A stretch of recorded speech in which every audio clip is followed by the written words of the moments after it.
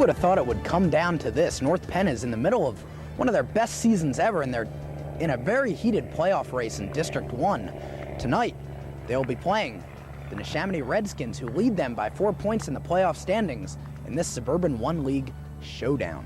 Good evening, ladies and gentlemen. Along with Joe Alcaro, I'm Kyle Berger, and welcome to Crawford Stadium, where tonight it's the Knights versus the Redskins in a Suburban 1 Rumble. Of course, both teams are coming off big wins last week. Neshaminy with a 69-36 victory over the lowly Abington Ghosts, and North Penn, of course, coming off of the 27-24 victory over CB East last week. Joe, tell us a little bit about that Patriots victory. Well, North Penn really did a good job coming from behind a 10-point deficit in the fourth quarter to put together the best quarter of football we've seen from North Penn this year, both offensively and defensively, Kyle. Well, let's take a little bit of a look at those highlights from the CB East victory. So to the highlight reel we go. And for CB East, Brian Scott got things started with this big 33-yard pass reception over Tom Parentozzi to make the score 7-0 on CB East's first drive of the game. On the ensuing kickoff, Aaron Thomas will take the ball for the Knights, and they'll try a little rugby scrum trick play. And the only thing coming out of this is Aaron Thomas doing his roadkill imitation right there. The Knights got great running from Heike Johnson all night, and here he is on the first drive of the game, getting 35 yards on the option for a big gain out towards midfield. Of course, Heike Johnson, as I said just right before now, had a huge game for the Knights, and he kept it up on 3rd and long right here for the Knights, going off tackle, picking up about 10 yards, but that kept the drive alive, more importantly. The sophomore running back moved the ball within 5 yards of the end zone on a great individual effort on this play, caught from behind by Brian Scott just inside the 5-yard line. 2 plays later, it was Johnson again getting the call into the end zone off right tackle. The score was tied at 7-7. Into the second quarter we'll go now, and Tom Parentozzi gets this 7-yard sweep off the left side to give North Penn their first lead of the game, 14-7. On East's next drive, it was going to be Manny Stupakis taking this reverse from Brian Scott. He'll run to the left side of the field and cut it all the way back to the right side of the field, running about 100 yards on that play, but only getting about 40 yards downfield before he is knocked out of bounds by Olu Mims. And that would set up 2 plays later, Brian Scott's second receiving touchdown of the night on this fade pattern, almost a carbon copy of that first touchdown. So the score was 14-14 after that touchdown, and the Knights would try to get one last touchdown in the first half on this Hail Mary coming up from Tom Parentozzi, going down the far side to Evan Fitzpatrick. But he catches the ball, but he is outside the end zone, so no touchdown obviously, and time runs out in the first half with the score 14-14. Into the second half we go, and the Patriots had a chance to get a 7-point lead, but the ball thrown by Hable one-hops his receiver Troy Lavinia in the end zone, incomplete on 3rd down. He's a little upset, but no matter. CB East would get a field goal on the next play, a 32-yarder from Tim Becker. It's up and it's good, giving East a 17-14 lead. East will get a 10-point lead now on this nifty reverse to Brian Scott from about 35 yards out, juking everybody on North Penn's defense and just outrunning Kenrick Smith into the end zone. 24-17 Patriots. North Penn got back into the swing of things, however, on their next drive, as Heike Johnson gets this the wide receiver screen, and he gets out across midfield for the Knights, a big gain. And on the next play, it was Heike Johnson on this bomb from Tom Parentozzi. He's wide open. Look at this.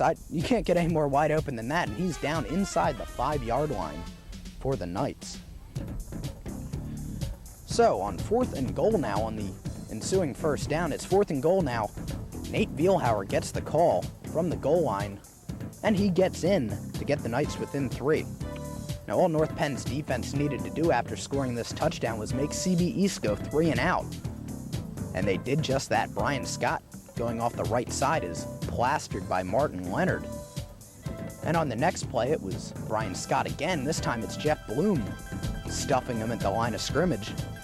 And on 3rd down, Patriots quarterback Justin Hable rolls right, but look at this spin move by Dave Koslow right there forcing Hable to be flushed out of the pocket, and he stopped short of the first down, forcing CB East to punt on 4th down, and they do. A high snap is fielded by Hable, and he gets it away, and a good return here by Lou Mims to set up North Penn's final drive as he gets out toward midfield. Good return by the senior fullback for the Knights. So North Penn got things going. This drive was all Parentozzi and Kenrick Smith on this slant on 3rd and long. Very crucial play, and he gets 20 yards on that catch. And 2 plays later, the same play again as Kenrick Smith gets down inside the 5-yard line. That would set up after this Tom Parentozzi spike. Nate Vielhauer going into the end zone, giving North Penn a 27-24 lead. And all CB East had to do, because Tom Parentozzi's extra point was blocked here by RJ White of CB East, was get a field goal to tie, but Hable is flushed out of the pocket by Jeff Bloom, and Dave Koslow brings him down for a 10-yard loss. On the very next play, Hable goes deep. Brian Scott was jacked up at the line of scrimmage, and Lou Mims catches the interception, and that would seal the deal for North Penn, as Tom Parentozzi kneels on the ball, and that would seal the deal for Coach Pettin's 6-1 now North Penn Knights. And of course, Joe, Heike Johnson had a huge game for the Knights. And why don't you tell us a little bit about Heike Johnson? Well, Heike has really done a good job throughout the year, picking up his game against the really big-name running backs he's had to face, and against CB East and Brian Scott, he had a combined total of 200 yards on the ground and receiving for North Penn. Here's what Coach Pettin had to say about Heike Johnson earlier this week.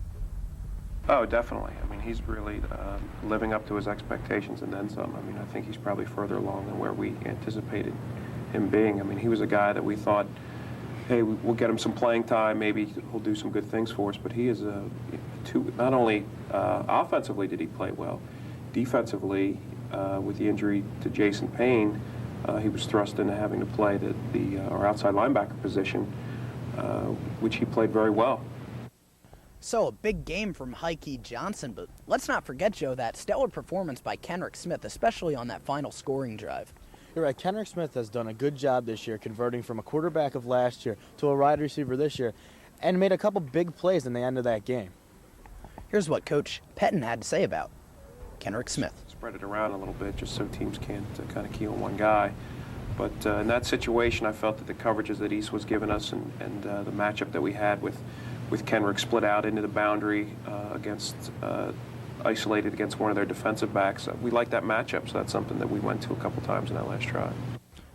Now looking ahead to tonight's game against Neshaminy, of course a showdown. North Penn is 6-1, Neshaminy is 6-2, but Neshaminy is 4 points ahead of North Penn in the playoff standings. Well, we're going to take a look at some of the stats on offense, defense, and point production for both of these teams.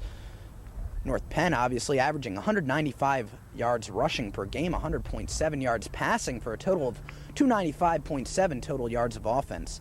Neshaminy, usually known as a passing offense, is shown by that 207.8 mark at passing yards. Got a big game from Frank DeSandro, making it 143.3 on the rush for 351 yards of total offense.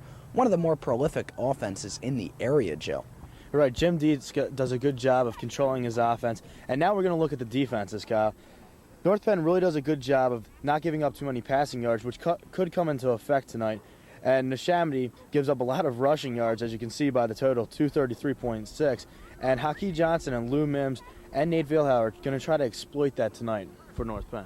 And of course, Neshaminy giving up a lot of rushing yards last week to John Connor and Jim Johnson from Abington, two of the area's premier running backs. And really, that pass defense of North Penn is going to be a big key for the Knights tonight. And here's a look at the point production. North Penn obviously averaging 25 points a game and getting 19.4 points per game, only giving up that many on defense. They have a margin of victory average of 6 points. And Neshaminy, of course, one of the more prolific offenses, we're going to say a lot tonight, averages about 29 points per game on offense. So North Penn's defense is going to be a key tonight, Joe. You're right. They're going to just have to step up, control Jim Dietz, like I said earlier, and control Frank DeSandro, who might become a factor tonight with the windy conditions here. The passing game might not be on as much as it usually is for Neshaminy. Of course, Neshaminy does have that great passing attack, but let's not forget Frank DeSandro, that running back for Neshaminy, who had over 200 yards and 4 touchdowns last week for the Redskins. Here's Coach Pettin on Frank DeSandro. It's been a pretty good back through most of the season. I mean, nobody we're playing at this point, you just can't ignore people. I mean, you still have to play, you still have to be able to defend the field. There are certain things you have to key on, and we'll get that for when we break the film down. But our emphasis this week will be obviously still to force them to do one thing or the other. If we can force them, if we can get them to know what they're going to do, then we'll be in good shape. So hopefully we'll defend the pass well, perhaps force them to run, and then we can key on that a little bit. So Coach Pettin, of course, talking about Frank DeSandro, but now let's talk about their philosophy on this team of North Penn. One thing that Coach Pettin stresses is their best defense sometimes is a good offense, especially when you're playing against a good offense like Neshaminy. And here's what Coach Pettin had to say about that Neshaminy offense and defense. Once again, has been our philosophy throughout the year. Against a great offense, sometimes your offense is your best defense. So that's what we felt. We did that against Ben Salem. I thought we did that at times against CB East. You play great defense when your defense isn't on the field. So if we can go out and we have the type of offense where we can drive 12, 14, 15 plays and eat up some clock, that's going to be our philosophy. You may have heard about the World Series being called a Fall Classic, but this is definitely going to be a Fall Classic tonight here at Crawford Stadium. And we'll have all of the action for you on North Penn Television. Opening kickoff is next, so stay with us.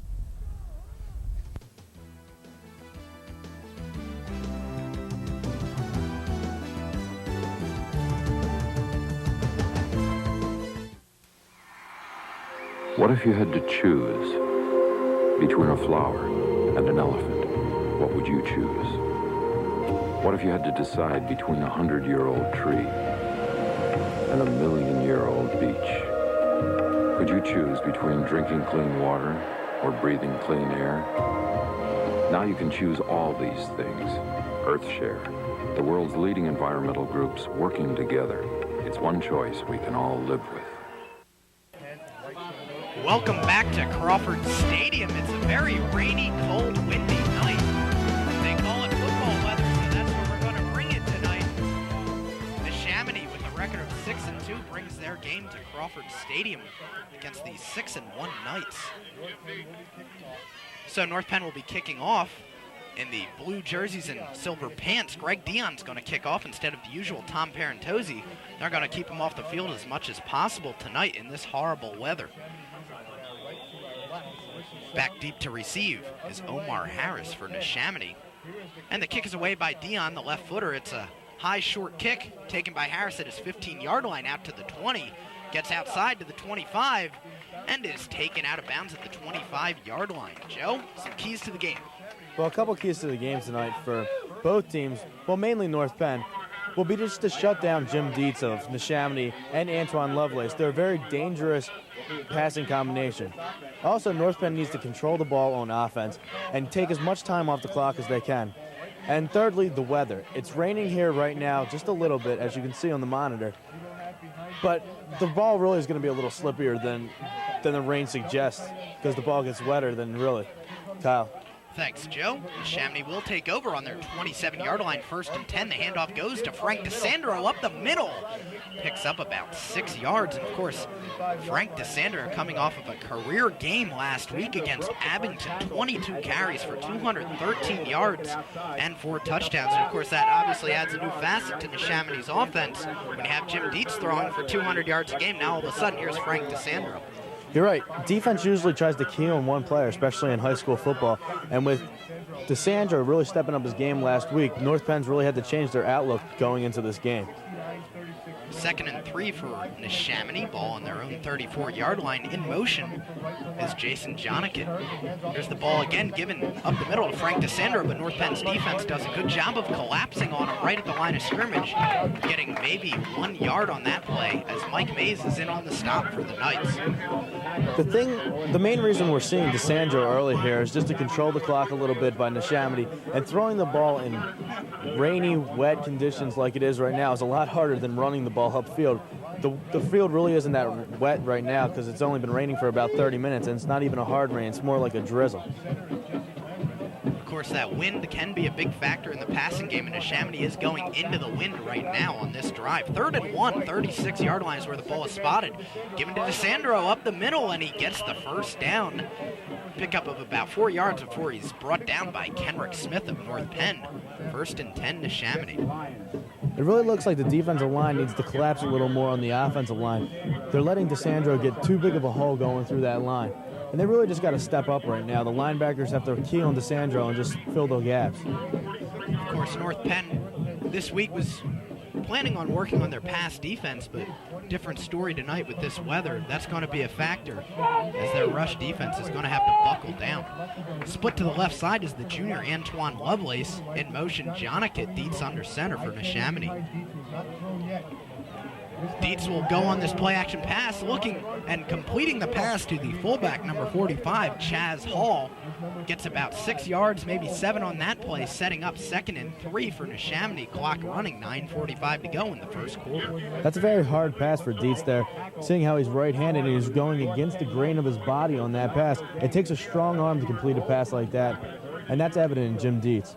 Of course, Jim Dietz is one of the best quarterbacks in southeastern Pennsylvania, and we'll talk about him after this play. 2nd and 3 at midfield is where the ball is spotted. The pitch out to DeSandro around the right side, gets by Martin Leonard, gets the first down, and he's caught from behind by Leonard for a first down for Neshaminy into North Penn territory. And of course, Joe, let's talk a little bit about Jim Dietz. Not only is he a great athlete, he's also a great student. 1350 on the SATs. He's being recruited by many Ivy League schools. You're right. Harvard and Princeton have both been looking at him, and Lehigh, a very academic school, has also been looking at him. And the 1350 just shows he's a very smart quarterback. He's not going to be taking any chances tonight, especially in the rain. He's just going to get the job done from Neshaminy. Just under 9 minutes to go. Squirrel is 1st and 10. Neshaminy on North Penn's 42-yard line. Dietz up the middle to DeSandro, stuffed at the line by Nate Vielhauer. Big play by the senior captain. It's a great play by Vielhauer on that. He just stepped up, put his shoulder pad right in DeSandro's stomach and just said, hey, you're not getting any yards anymore. Of course, Nate Vielhauer, that captain, as I said, he's been stepping it up lately, had a huge game last week against CB East, one of the main factors in North Penn's victory, scoring those final 2 touchdowns for the Knights. Yeah, we really talk about Vielhauer being a very good offensive fullback, but sometimes we forget that how good of a linebacker he is. He really makes good stops all the time for North Penn. So DeSandro gets 1 yard on that last play, 2nd and 9. Play action pass, Dietz rolling right, looking deep, and he has a man wide open inside the 5. Touchdown for number 87, Ron Smith. So Dietz works that play pass to perfection, Joe, and Neshaminy is up quickly. Receiver on that play was just wide open. There wasn't a North Penn defender within 20 yards of him, and Dietz picked up on that and just got the ball to him and let the receiver do the rest of the work. So Neshaminy gets the 6-0 lead with the extra point to follow. On to kick is a wrestling buddy of mine, Josh Vetter, who is the 189-pounder, my counterpart on the Neshaminy roster. Unfortunately, I did lose to him this year, so we'll see what happens in the winter. But he's on to kick the extra point, just gets it away before Lou Mims can block it, and it's up and good. So we'll take a look at this pass from Jim Dietz to Ron Smith, and we'll see how wide open he really was. It really looked like, as you'll see on this replay, well, we had a little technical difficulties there, Joe, so no big deal. Neshaminy puts together a 78-yard drive to open the game. And that big play, Jim Dietz to Ron Smith, making it 7-0, just under 4 minutes into this first quarter at Crawford Stadium. The defensive backs and cornerbacks really can't let any receivers get that wide open, especially for Dietz. He'll find the very open receivers, and he'll also find the slightly open receivers, and that really wasn't even a challenge for Dietz on that play. Now we do have that replay for you, so here's a look at it. Dietz will just roll out to the right, the good fake to DeSandro, and fires deep, and look at that, wide open. Behind Kenrick Smith, Lou Mims, and Heike Johnson is Ron Smith. So a great play executed well by Smith and Dietz. Nice fake on the play fake, and when you have DeSandro running as well as he has been lately, that play action pass is really going to work wonders for you. You're right, on a play like that, the linebackers are going to get stunned a little bit, Kyle. So, North Penn will receive this kickoff. Heike Johnson and Aaron Thomas standing at their 10-yard line, and Josh Vetter is on to kick off. 18. Two passes on the drive, Roger. It does not look like Dietz was affected by the rain so far. Vetter. So 4 minutes into the game, 7-0 Neshaminy, moving from right to left in the white shirts and red pants. Vetter's kick is high and deep, taken at the 9-yard line by Aaron Thomas. A wall right set up for the Knights. Can Thomas get there? He does, but a great open field tackle by number 22 of Neshaminy, Matthew Carriola, the sophomore. A good job by Carriola on special teams. Right, on special teams, it's time for sophomores to step up and let the coaches know that they're there. And a great play on that, just to get a piece of Thomas while he's coming around the corner making a cut. Ladies and gentlemen, we do apologize if you're picking up the voices of some other people. It's a pretty packed press box right now with the miserable weather outside. There is a Neshaminy radio station right next to us, so we do apologize if you're picking them up. But Joe Alcaro and Kyle Berger are bringing you this action on North Penn Television as Heike Johnson takes us up the middle and is met for a loss by Michael O'Brien, setting up 2nd and 10 for the Knights. It really looks like the Neshaminy defense is pumped right now, Kyle. You could see as O'Brien got up, 5 or 6 guys slapping him on the helmet saying, great job. And that's what Neshaminy has to do right now. They have to stop North Penn, get a 3 and out, just to continue their momentum. And North Penn's just got to put together a nice drive here. So North Penn will stick with the ground offense, double tight end, power I formation, Mims, Vielhauer, and Johnson in the backfield. Parentozzi under center. We'll give it off to Johnson off right tackle, and look at that great play. Kevin Mullins just busting through that offensive line to stop Johnson in the backfield. 3rd and long for the Knights on their 22-yard line. I'm really not sure what happened on that play. Johnson didn't have any running room. Like you said, he just busted through the line and got into the backfield, and that's not a good thing as a running back, seeing a defensive back flying right into your face. So one thing that North Penn's coaching staff did not like so far is it appears that Neshaminy is winning the battle of the trenches. And in a rainy game like this, that is the difference. Parentozzi with Vielhauer, the single setback, will keep it. Parentozzi cannot get the first down, however, only picks up about 5 yards out to his 29-yard line, and North Penn will come in to punt. That call really there wasn't really to try to get the first down. They really had to do a passing play there if they wanted a shot at that first down, and they just went for the little keeper up the middle. So it will be 4th and 3 from North Penn's 29-yard line. Parentozzi will be in to punt. And one of the more dangerous players in the area, Antoine Lovelace, the junior wide receiver, will be deep inside his 40-yard line. Parentozzi gets it away. It's a high spiral. It will bounce at the 40-yard line and be picked up by Lovelace at the 30. Good coverage downfield by Koslow, but he's blocked. But Lovelace is finally brought down after about a 10-yard return to his 40-yard line. 1st and 10 Neshaminy. You could see Lovelace try to make a cutback on that last play, Kyle, and with the slippery conditions, he really had no footing. So 5:53 to go, 7-0 Neshaminy as they take over possession. And Jim Dietz, of course, as we're talking about him, 104 for 189. He's completed more passes than Tom Parentozzi has attempted for a 55% clip, 1,662 yards, 17 touchdowns, make it 18 after that hookup with Davis, and only 6 interceptions. Dietz with a quick trap up the middle. And picking up about 2 yards on that play was Chaz Hall. That's really what the defensive line has to do right now. They've got to make some big stops when the fullbacks coming through, and the linebackers have to drop back into a little prevent defense whenever they see Dietz dropping back for a pass. 2nd and a long 8 for Neshaminy on the 41-yard line. And you would imagine that Neshaminy would stick with a running play here, but I wouldn't be surprised to see a play-action pass. Backs in the I formation. Jonigett split right now in motion, coming towards Antoine Lovelace in bump and run coverage is Lou Mims. It's a play action pass. Dietz is looking across the middle and completes it to Jason Jonigett. And that play action pass looks like that's going to be all we're seeing out of Jim Dietz this evening. And really, that's a credit to him. Even in this rainy weather, he can throw the ball with the greatest of ease.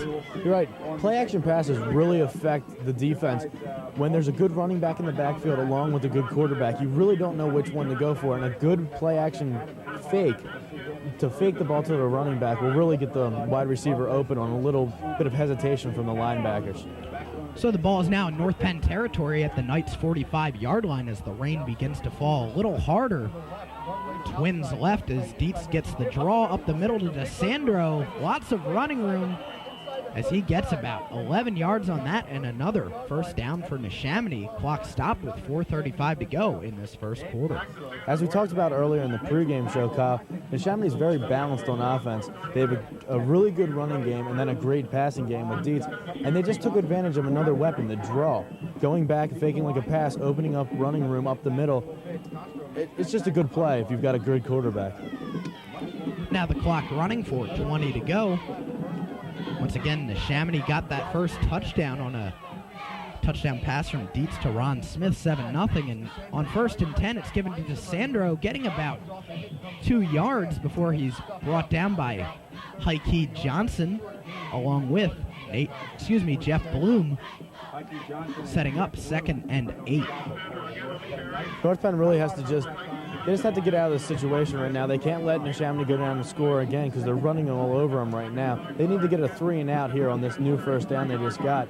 It's 2nd and 8. It's a good time to step up as a defensive player should.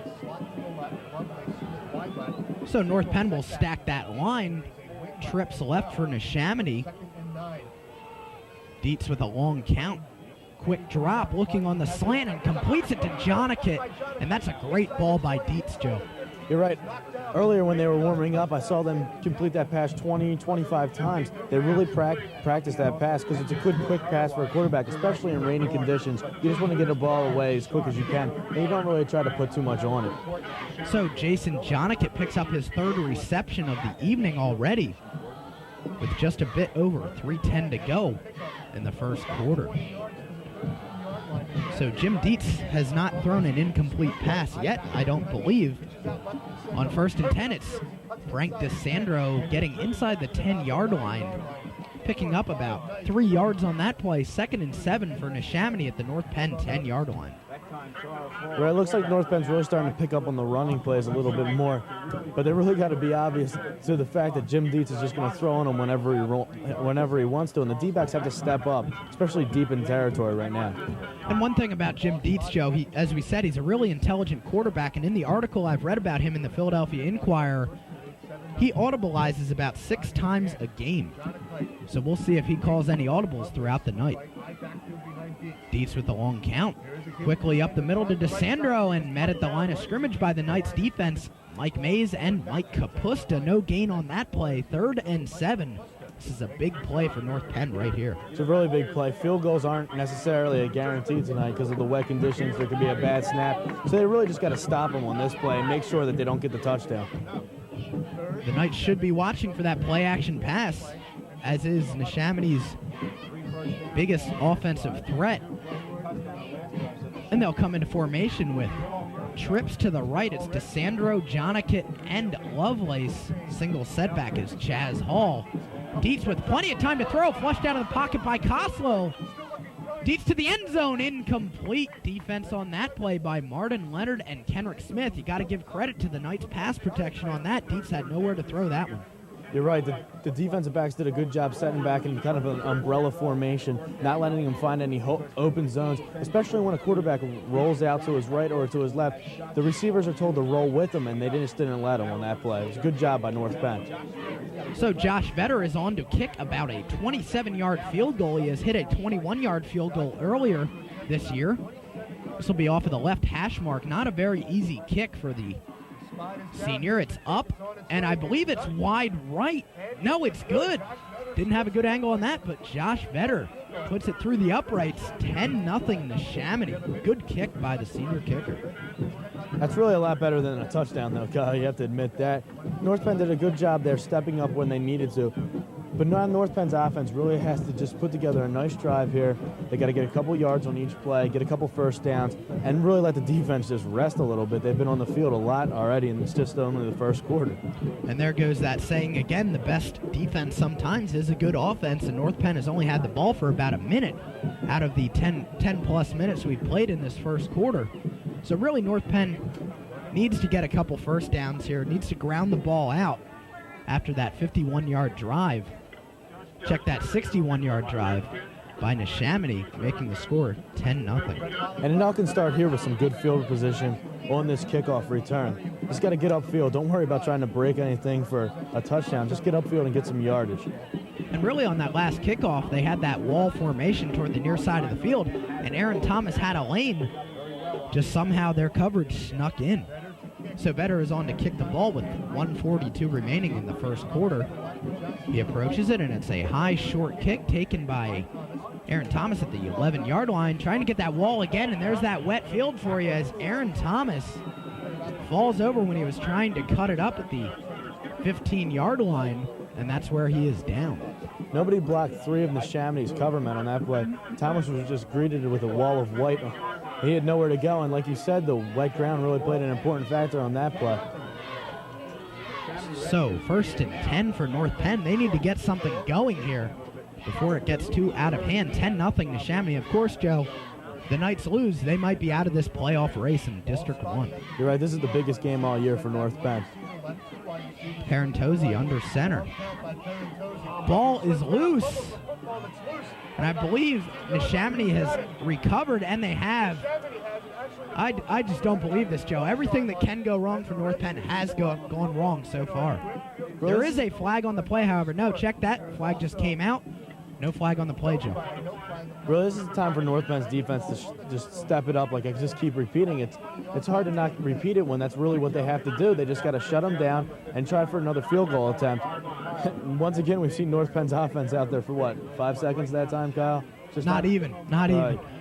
This is just Coach Pettin and Coach Beck on the sideline are beside themselves right now. They do not know what to do. And really, I mean, on 1st and 10 on their own 15, you can't lose the football. So 1st and 10 for Neshaminy at North Penn's 20-yard line. Dietz under center with DeSandro in the backfield, and it's pitched to him. It looked like a halfback option, but great coverage by Martin Leonard. It appeared that DeSandro was going to pull up and throw a halfback option right there as he had Antoine Lovelace in the end zone. Lou Mims did a good job of following Antoine Lovelace into the end zone, not being faked on the halfback pass. And a good job by the defensive line of North Penn not to be fooled either. They were just going after DeSandro on that play. So a 7-yard loss, and that's a big play by the defense. That basically pushes Neshaminy out of field goal range. So if the defense can hold, they'll be able to shut Neshaminy out for the first time tonight. Single setback is Chaz Hall. Quick count. Dietz back to pass. It's a center screen, and Chaz Hall cannot find the handle on it. And he had big yards there as the front five of North Penn.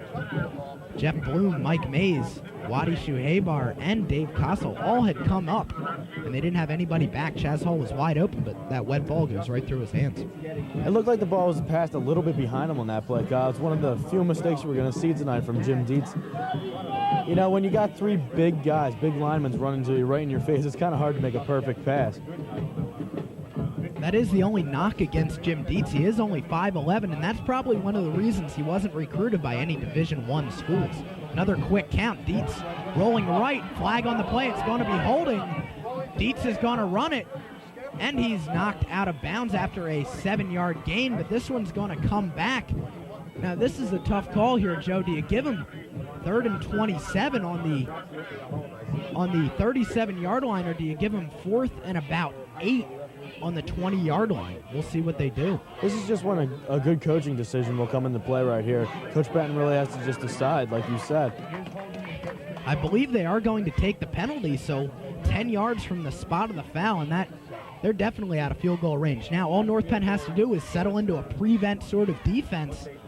The 10-yard penalty from the spot of the foul places it on the 40-yard line of North Penn, so 3rd down and 30 yards to go for Neshaminy. The defense just has to watch the trick plays, the big passes here they're just going to have to make sure nobody gets behind him. Right, like you just said, get him behind him. Dietz has a strong arm. He can easily make a 50-yard pass if he needs to. So we're just going to have to see what Neshaminy tries to do here. They're going to go trips right with Lovelace, DeSandro, and Jonikit. DeSandro is in the slot. Chaz Hall is the fullback. Jim Dietz with a long count. He may be audibleizing here. He'll take a 3-step drop and finds it over the middle. Antoine Lovelace drops the football. One of the sure-handed receivers from Neshaminy cannot come up with that. So the defense comes away with a shutout on this possession. Good job by the Knights, and that penalty was awfully costly for the Redskins. Another great play by Lou Mims. It looked like he got a hand on that ball. He might have got up inside Antoine Lovelace a little bit there, and maybe a little contact on the play, but that's a good job by Lou Mims. And here we go again, Joe. As we've seen throughout the year, the quarterback is the punter. You have to watch the fake. You never know what can happen.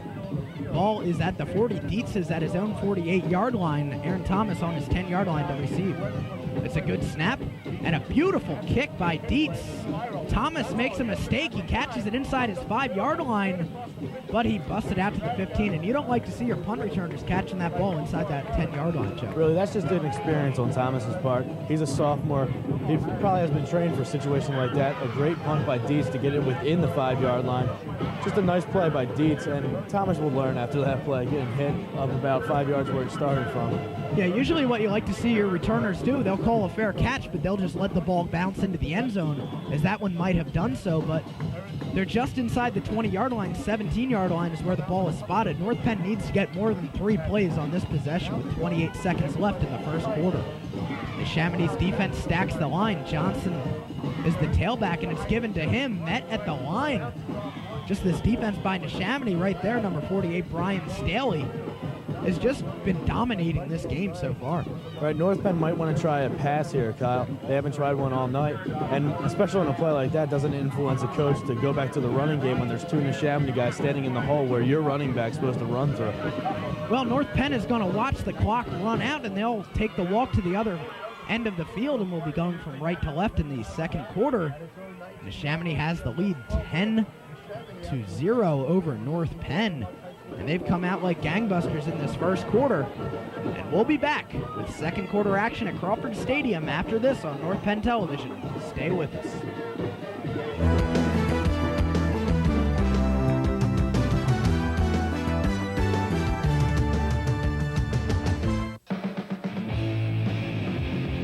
You are 100% unadulterated energy. You have no choice but movement. You aren't acted on. You are action. You have the power to make the world a better place. You already know how to do it. Volunteer now for the American Red Cross. Call your local chapter for details. Welcome back to Crawford Stadium. 10-0 is your score. Neshaminy has the lead over North Penn, 2nd and 8 on their own 19-yard line on the first play of this second quarter. Parentozzi gives it up the middle to Vielhauer. He gets about maybe 1 or 2 yards on that play. North Penn in the first quarter has 7 yards of total offense, Joe. And really, when Neshaminy has 122 yards of total offense, that's obviously going to be a difference. Yeah, it's just a one-sided statistic right there, just like it was a one-sided quarter. It almost looks like North Penn's trying to run the ball early like Neshaminy did and just not getting the same amount of production out of it. So 3rd down and 7 yards to go for the first down for North Penn.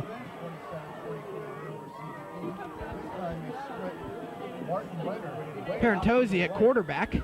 In the backfield, Vielhauer and Johnson. Parentozzi will be passing, rolling right, looking over the middle, throws it behind Kenrick Smith, incomplete. 4th down and 7. Parentozzi looked like a little indecision on that play. He didn't know if he was supposed to run or if he was supposed to pass that. And you never know. You really can't question a quarterback's decision. But it's 4th down now, Kyle. North Penn really didn't do what they wanted to do on that possession. Yeah, North Penn has yet to get a first down. This has really been tough on the North Penn coaching staff. They don't know what they can do. They just haven't been able to get anything together. So Parentozzi standing inside his 10-yard line. Good snap. The kick is just barely away. A high wobbler bouncing at the 45-yard line. Takes a North Penn bounce, and they'll let it roll into the 45-yard line. A punt of 35 yards for Parentozzi, and Neshaminy will take over. While we have a break in the action, let's take a look at the area football top 10. We'll take a look at that when we get the chance. So the ball is on the 45-yard line of Neshaminy as they'll take over 1st and 10, and North Penn only using about a minute or two of clock time on that last possession. So as has been the theme so far tonight, Joe, when they're not going your way, things just will not happen for you.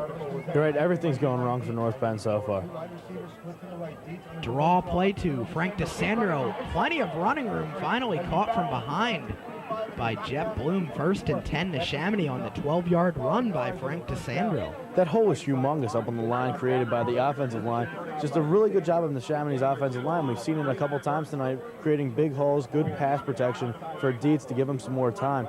They're doing a good job tonight. They're just overpowering North Penn's defensive line. So the ball inside the North Penn 44-yard line. 10.5 minutes to go in this first half. Neshaminy with the 10-point lead. In motion, Jonikit toward the near side of the field. Lovelace is split there as well. Draw up the middle, DeSandro. Flag on the play.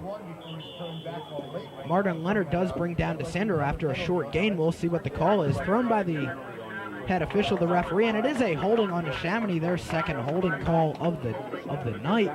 So North Penn will obviously take this. This is from the spot of the foul. Once again, a 10-yard penalty. And they will replay 1st down.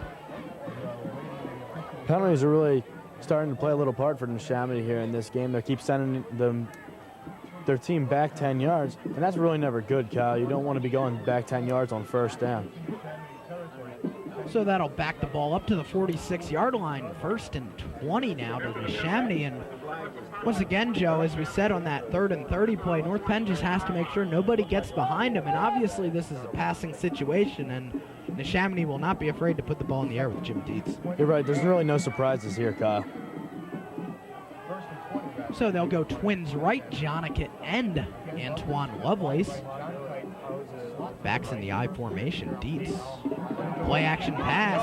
It's a center screen and dropped by Frank DeSandro. That's the second center screen we've seen muffed by the Redskins thus far. I think DeSandro on that play heard the footsteps of Vielhauer coming up right behind him. He looked up, he saw him out of the corner of his eye, and just took his eye off the ball while he was looking at Vielhauer about to kill him. So still a steady rain is above us at Crawford Stadium with the score 10-0 Neshaminy. 2nd and 20. Ball on the Neshaminy 46-yard line. Twins right again. It's DeSandro and Jonikit. Lovelace split far to the left side. Dietz audibleizing. He calls the draw up the middle, and a great audible by Jim Dietz as it is given to Chaz Hall for a big 15-yard gain. And that's that intelligence of Jim Dietz that we were talking about earlier, Joe. It's a great call by Dietz. He picked up on something we didn't pick up on. It looked like a straight passing play, and he just saw something that he needed to change, and just a great call. And great blocking by that offensive line of Neshaminy. 3rd down and 6 on North Penn's 40-yard line. The defense needs to buckle down right now. So it's Antoine Lovelace split to the right side. In the slot on the far side, now in motion towards the right is Jonikit. Play action pass completes it to Chaz Hall. He does have the Neshaminy 1st down and is knocked out of bounds by a very disgusted Mike Kapusta on the near sideline, stopping the clock with 9:02 to go. I think this will be a 1st down. Referee's having a conference.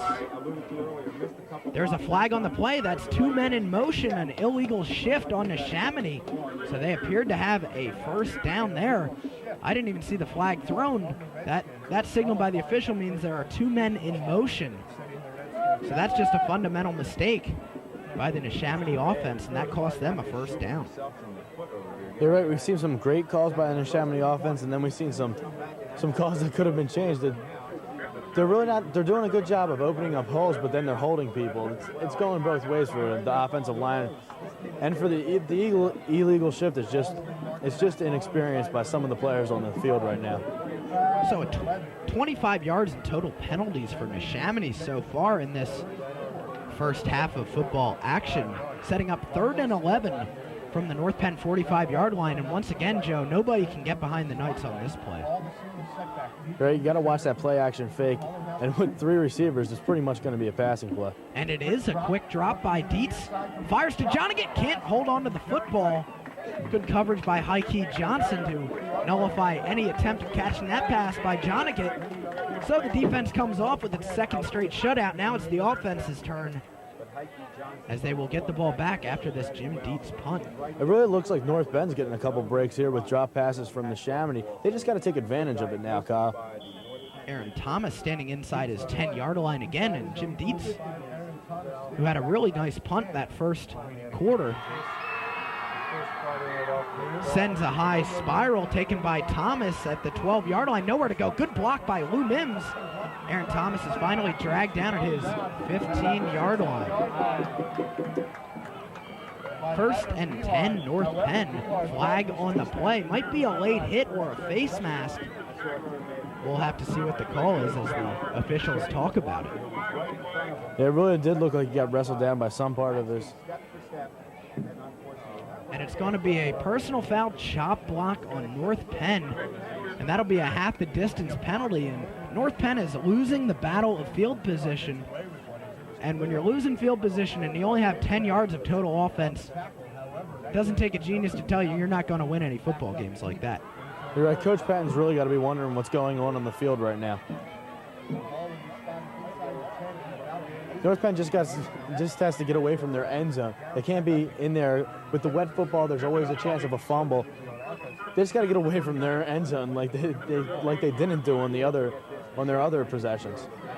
So a half the distance penalty places the ball at the 8-yard line of North Penn. They have 92 yards to go until pay dirt. They'll go 4 wide receivers. And Vielhauer the single setback. And it will be given to Vielhauer. North Penn's first measurable gain of the night as he's driven back, but on forward progress, he'll get about 3 yards, setting up 2nd and 7. Meeting him at the 10-yard line for Neshaminy was Kevin Mullins, the senior linebacker. North Penn's offensive line really has to step up here and get a nice little push into the defensive line of Neshaminy. North Penn just has to get something started here, Kyle. That's just the bottom line. They just got to get some sort of momentum. And really with momentum, Joe, that is usually a big key in a football game. You need a lot of momentum going for you. And right now it's all in favor of Neshaminy. And 2 things that could get your momentum going, either A, a big drive, or B, a big play. Not necessarily getting a touchdown off of it, but if you get a play over 30 or 40 yards, you're going to get some momentum going. And here comes Heike Johnson. He might have this big play. 35-40 and knocked out of bounds at the 45-yard line by number 15, Michael Eber. And there it is, Joe, that big play. North Penn has momentum as the crowd makes a little more noise here at Crawford Stadium. You really sure can call them, Kyle. As you were talking, Heike Johnson breaking to the outside. And that's the first time we've seen Johnson get to the outside where he's the most dangerous. He's a great explosive back as soon as he can turn that corner like we just saw on that last play. So just basically a straight sweep by Heike Johnson, giving North Penn their best position of the game. 48-yard line of North Penn is where the ball is spotted. It's given to Johnson again. Same exact play. Look at that block by Nate Vielhauer. Driving back his man 8 yards. And Heike Johnson picks up 7. 2nd and 3 for North Penn. That was just the same exact play like we saw before, like you said. And that's what North Penn did against CB East last week, Kyle. They just stuck with the same off-tackle play, and it looks to be working here, so why not stay with it? Yeah, if it works, why? Exactly, Joe. If it works, you should stay with it. And really, if they're going to have to run one play tonight, it might as well be that one, as they've picked up sizable amounts of yardage on both times they've called that play. Parentozzi, once again, same play. This time it's Lou Mims picking up the first down. and inside the 25-yard line. A good run by Lou Mims. So 3 plays in a row, the same play to the same side of the field. This time it's Lou Mims. 1st and 10 North Penn on the 25-yard line. Neshaminy's defense just has to be wondering what happened. They had the momentum down, they had them pinned back against their end zone, and now North Penn put together 3 big plays on the same off-tackle play, led by Nate Vielhauer, who's done a great job blocking on all 3 plays. Clock stopped with 7 minutes to go in this first half. North Penn at the Neshaminy 26-yard line. Vielhauer and Johnson in the backfield. Given to Vielhauer, Johnson stuffed in the backfield for a loss by number 52, Bill Compton. Loss of 3 yards on that play. 2nd and 13, North Penn on the 29-yard line. That really just looked like a straight blitz there by Neshaminy. The linebackers were flying through the holes. They just wanted to stop North Penn. They didn't want them. They knew they were going back to the same play, which is a good call by the defensive coordinator of Neshaminy. And to get the blitz is just to stop North Penn from gaining more momentum than they already have right now. So the only question here now, Joe, is does North Penn either stick with that play or run a play-action pass off of that? They'll be in the same formation, so both of those plays are an option. They might go with an entirely different play altogether, though. Parentozzi with Vielhauer getting some motion. Will run the option. Gives it to Johnson. He drops the football, and Neshaminy picks it up. Recovering it for the Redskins is number 36, James Kelly. So really, Joe, in conditions like this, the more times you have to have a ball exchange with that wet football, the more problems you're going to have. So North Penn getting their best concerted offensive push so far tonight, coughing up the football when they're in deep into Neshaminy territory. Right, that's just a dangerous play, especially with the spin put on the ball from an option pass. So North Penn went 74 yards on that drive before giving it away. And this play to Frank DeSandro is a 4-yard gain, setting up 2nd and 6 for Neshaminy at the 40-yard line. And really 74 yards on that drive as opposed to 10 yards in the first quarter. Multiplying your offense by 7-fold in that drive. And North Penn had momentum. They had that big play by Johnson. They had another big play by Johnson. They had another big play by Lou Mims. And then they cough up the football. So North Penn just, like we've said all night, things are not going their way. Quick count. It's DeSandro. And stopped after about a gain of 2 by Nate Vielhauer and Martin Leonard for the Knights. Will be 3rd and about 3 yards for Neshaminy. The thing that Dietz does is when he knows what play he wants to run, he comes up and does a quick count. When he's doing an audible, he does a much longer count. And I don't know if a defense can really take advantage of that, but it really just knows if he's changing the play up. If they're in a pass formation, they might be going to a running play if he's taking a long time to snap the ball. So on 3rd and 3, North Penn will have to look out for either a run or a pass. Lining up against Lovelace is Lou Mims. He's going to draw double coverage by Kenrick Smith. He'll drop back. Parentozzi covering Joniget, who was in motion. Play action pass. Dietz looking over the middle and completes it, making the sliding catch is Ron Smith, who has the touchdown for Neshaminy. A great ball by Jim Dietz, throwing it only where Ron Smith can catch it, and he had a good 5-yard cushion there. You're right. Lou Mims had great coverage on Lovelace downfield, which made Dietz check off his number 1 receiver, which was Lovelace, and find an open receiver cutting across the middle. And it's just a good, intelligent play by a quarterback. And the only thing that happened there, Joe, is as Lou Mims was covering Lovelace, Kenrick Smith was also covering him too in double coverage, which left Ron Smith wide open. 1st and 10 Neshaminy, ball on North Penn's 45-yard line. Dietz up the middle to Chaz Hall. Look at this hole. Flag on the play. This one's coming back on a hold. Neshaminy shooting themselves in the foot with these penalties. As the signal is holding on Neshaminy, 10 yards once again from the spot of the foul. And whenever you see a flag from that umpire, Joe, that's going to be holding. Really, Neshaminy just blocking a little too good, Kyle. They're getting all these calls against them for the holding. And it's really just killing their momentum. They already have the 10-point lead, but they really got to score some more in this second half to really put the proverbial nail in the coffin for North Penn, which things are not going the way for North Penn. You got them down, and you want to just keep them down, and that's what Neshaminy has to do. North Penn's just going to find a spark to get themselves back up on the upper hand. So it will be 1st and 20. The officials are going to have a conference, I believe. The Neshaminy head coach is irate right now, wanting to talk it over with the official tonight. So it's going to be 1st and 20 for Neshaminy once we get back into action here after the conference between the official and Coach Mark Schmidt of Neshaminy. Schmidt is beside himself on the sideline, talking with the referee at midfield about that last call. And of course, that flag was thrown rather late by the umpire after Chaz Hull had picked up about 10 yards, but holding's holding, and you're going to have to bring that play back. Right, on a play like that, a coach just is upset with somebody, and the easiest person to blame is a referee. And they're just always the scapegoat, Kyle, and you see it all the time in football. It's a tough job, but somebody's got to do it. And it's 1st and 20 for Neshaminy, ball on their own 46-yard line. Dietz takes the snap, hands it off, make that a play fake. Dietz loses his footing, recovers, he's going to run, and he's plastered out of bounds by Nate Vielhauer. The coaching staff does not really want Jim Dietz to be running all over the place on the Neshaminy side of the football. If you lose a guy like Jim Dietz, that could be your season.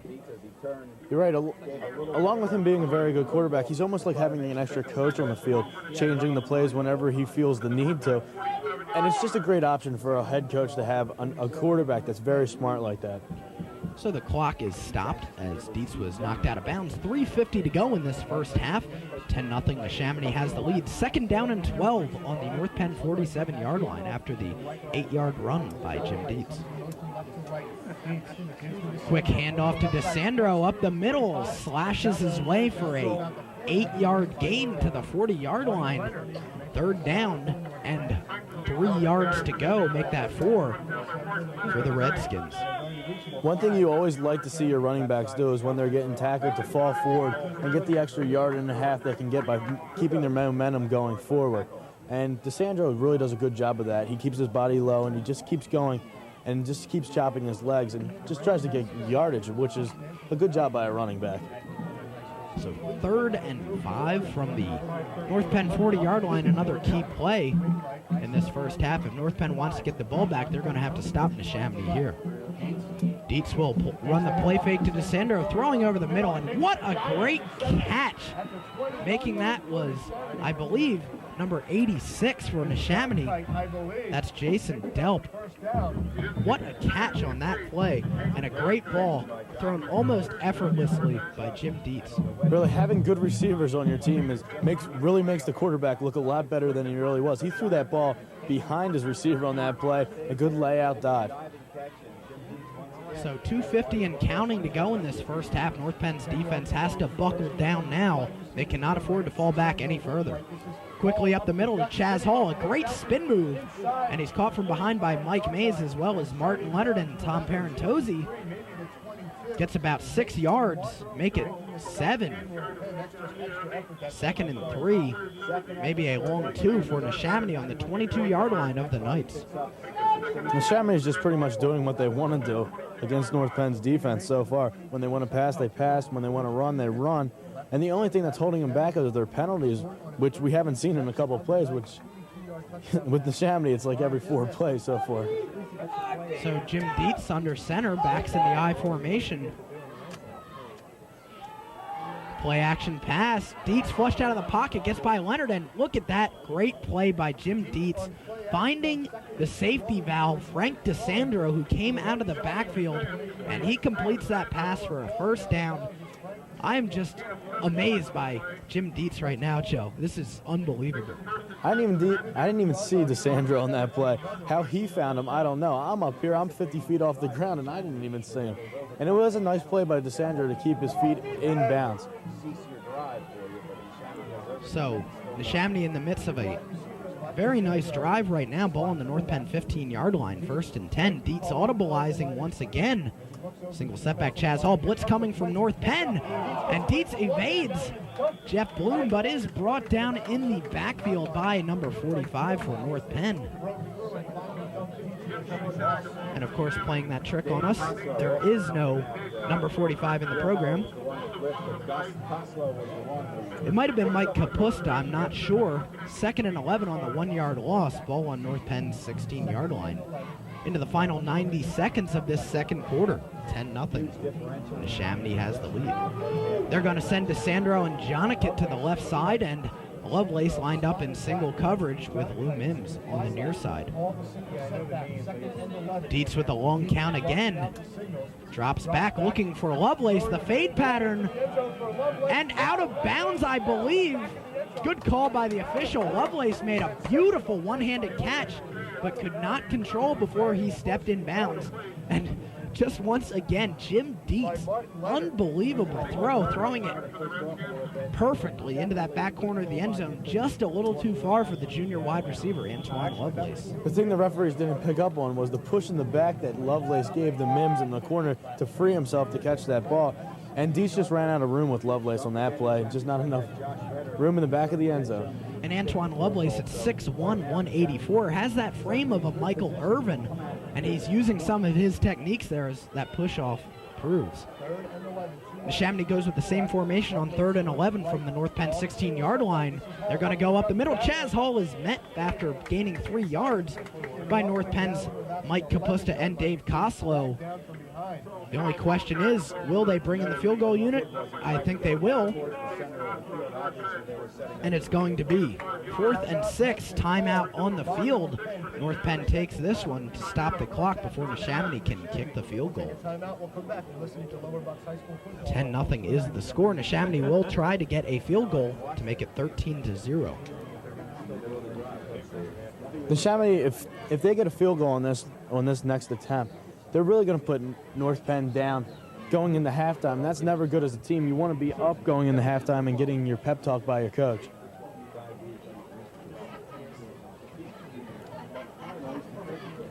So the team's in a timeout right now, and when they come back, the ball will be on the 11-yard line. And Josh Vetter, the kicker for Neshaminy, will be attempting a 28-yard field goal attempt. On North Penn Television, we remind you to watch Meals You Can Make with Cynthia Wood, 5:30 p.m. every Monday, Wednesday, and Friday right here on Channel 16. We make lots of good stuff, and you can make your dinner right with us on North Penn Television. So look for that every Monday, Wednesday, and Friday at 5:30 p.m. on Channel 16. So back to action now. Josh Vetter on to attempt a 28-yard field goal. The snap is away. It's a low one. The kick is up, and it is wide left. A low duck hook by Josh Vetter. North Penn might get a little momentum out of that, although they will have to go 89 yards. Check that. They'll get the ball at the 20-yard line. Any kick that is inside that 20-yard line is taken back to the 20-yard line. It's like a touchback of a punt.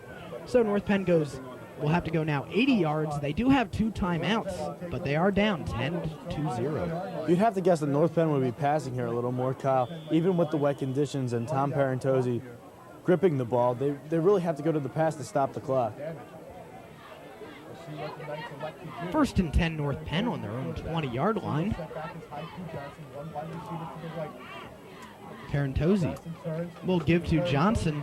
It's that same play again, that sweep to the left side of the field, and Johnson picks up 7 yards. Clock running. See if North Penn does that 2-minute drill that they ran to near perfection against CB East. Doesn't look like it as they drop back into the huddle.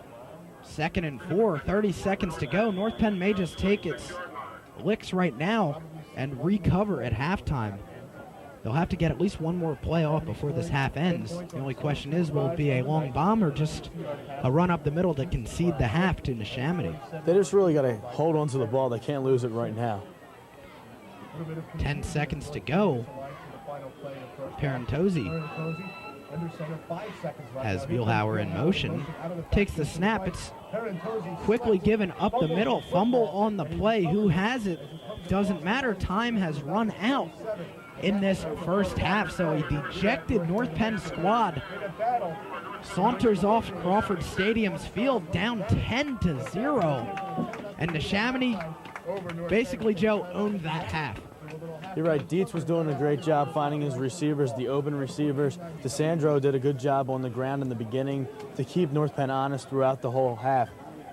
And Neshaminy just doing what they want with North Penn right now and so far. And North Penn really just needs to get some offense going. We've seen a couple big plays, but not enough to sustain a drive and to get a score. So the score once again, 10-0 Neshaminy at halftime. And we'll have the second half for you on North Penn Television after this. Stay with us.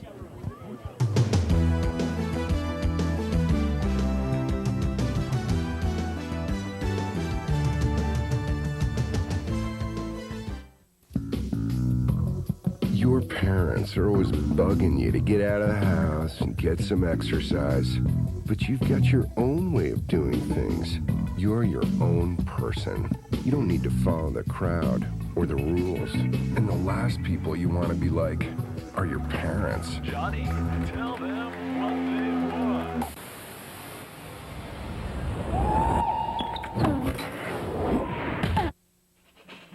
Back now at Crawford Stadium, where it's band night, and the three middle schools, Penndale, Pembroke, and Penfield, have merged into one gigantic marching band, and they will perform for us tonight at halftime, and joining them later will be the world-famous North Penn Marching Knights.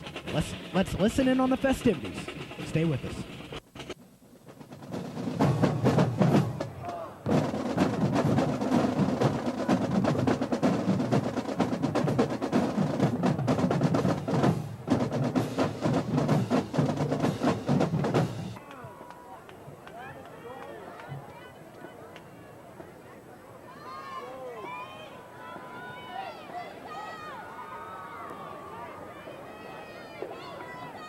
Now, we please welcome North Penn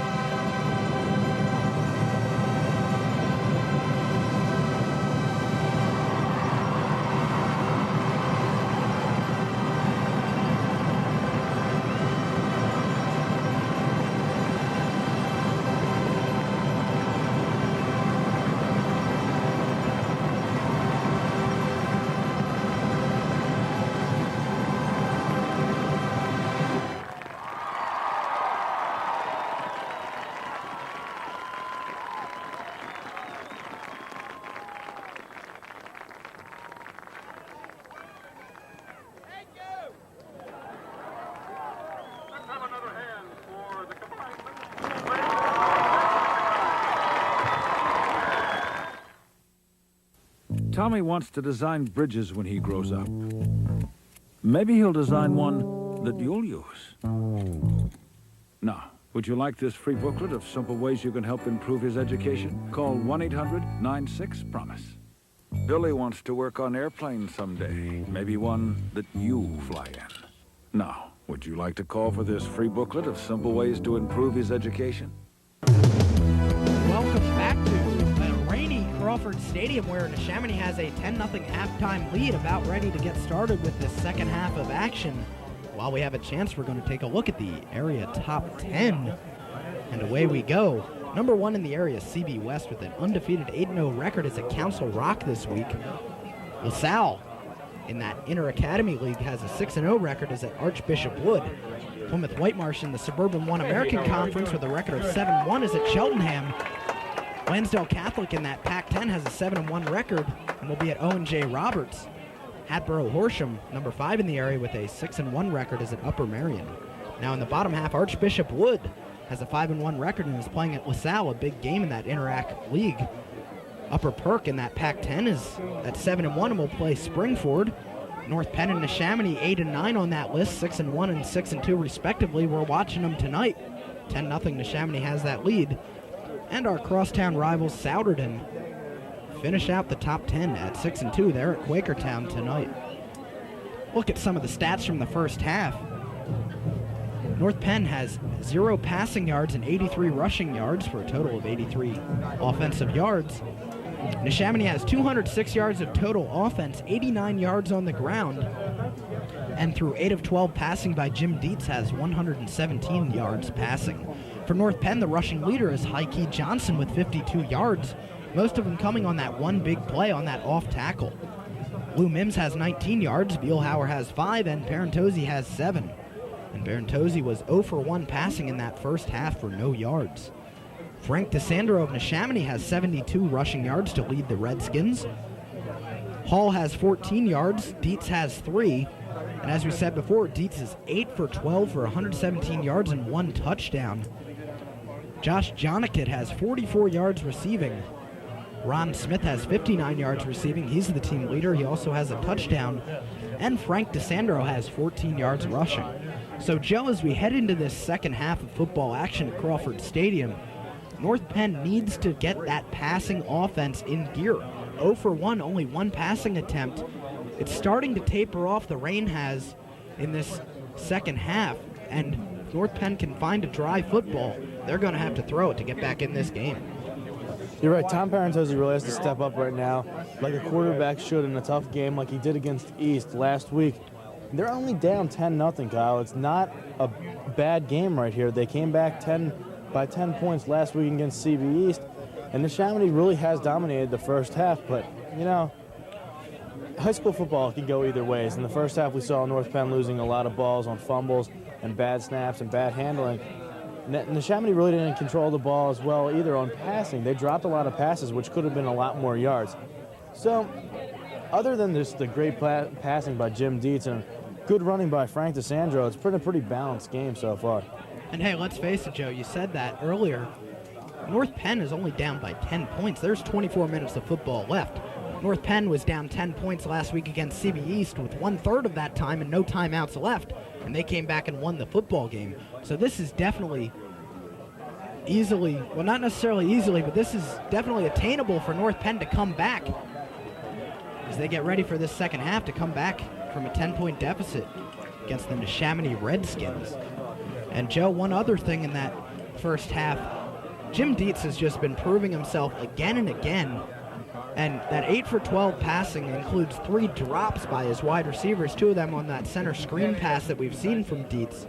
And probably the greatest pass he made that entire half was not necessarily his touchdown pass to Ron Smith, but it was that little checkoff pass to Frank DeSandro to pick up 4 yards and a first down when they only needed about 3 yards for a first down, and that kept their drive going.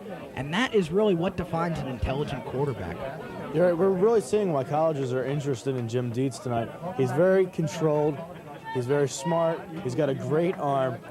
And he's not afraid to call an audible. And that just comes from coach's confidence in you. When your coach has confidence in you, you really have confidence in yourself.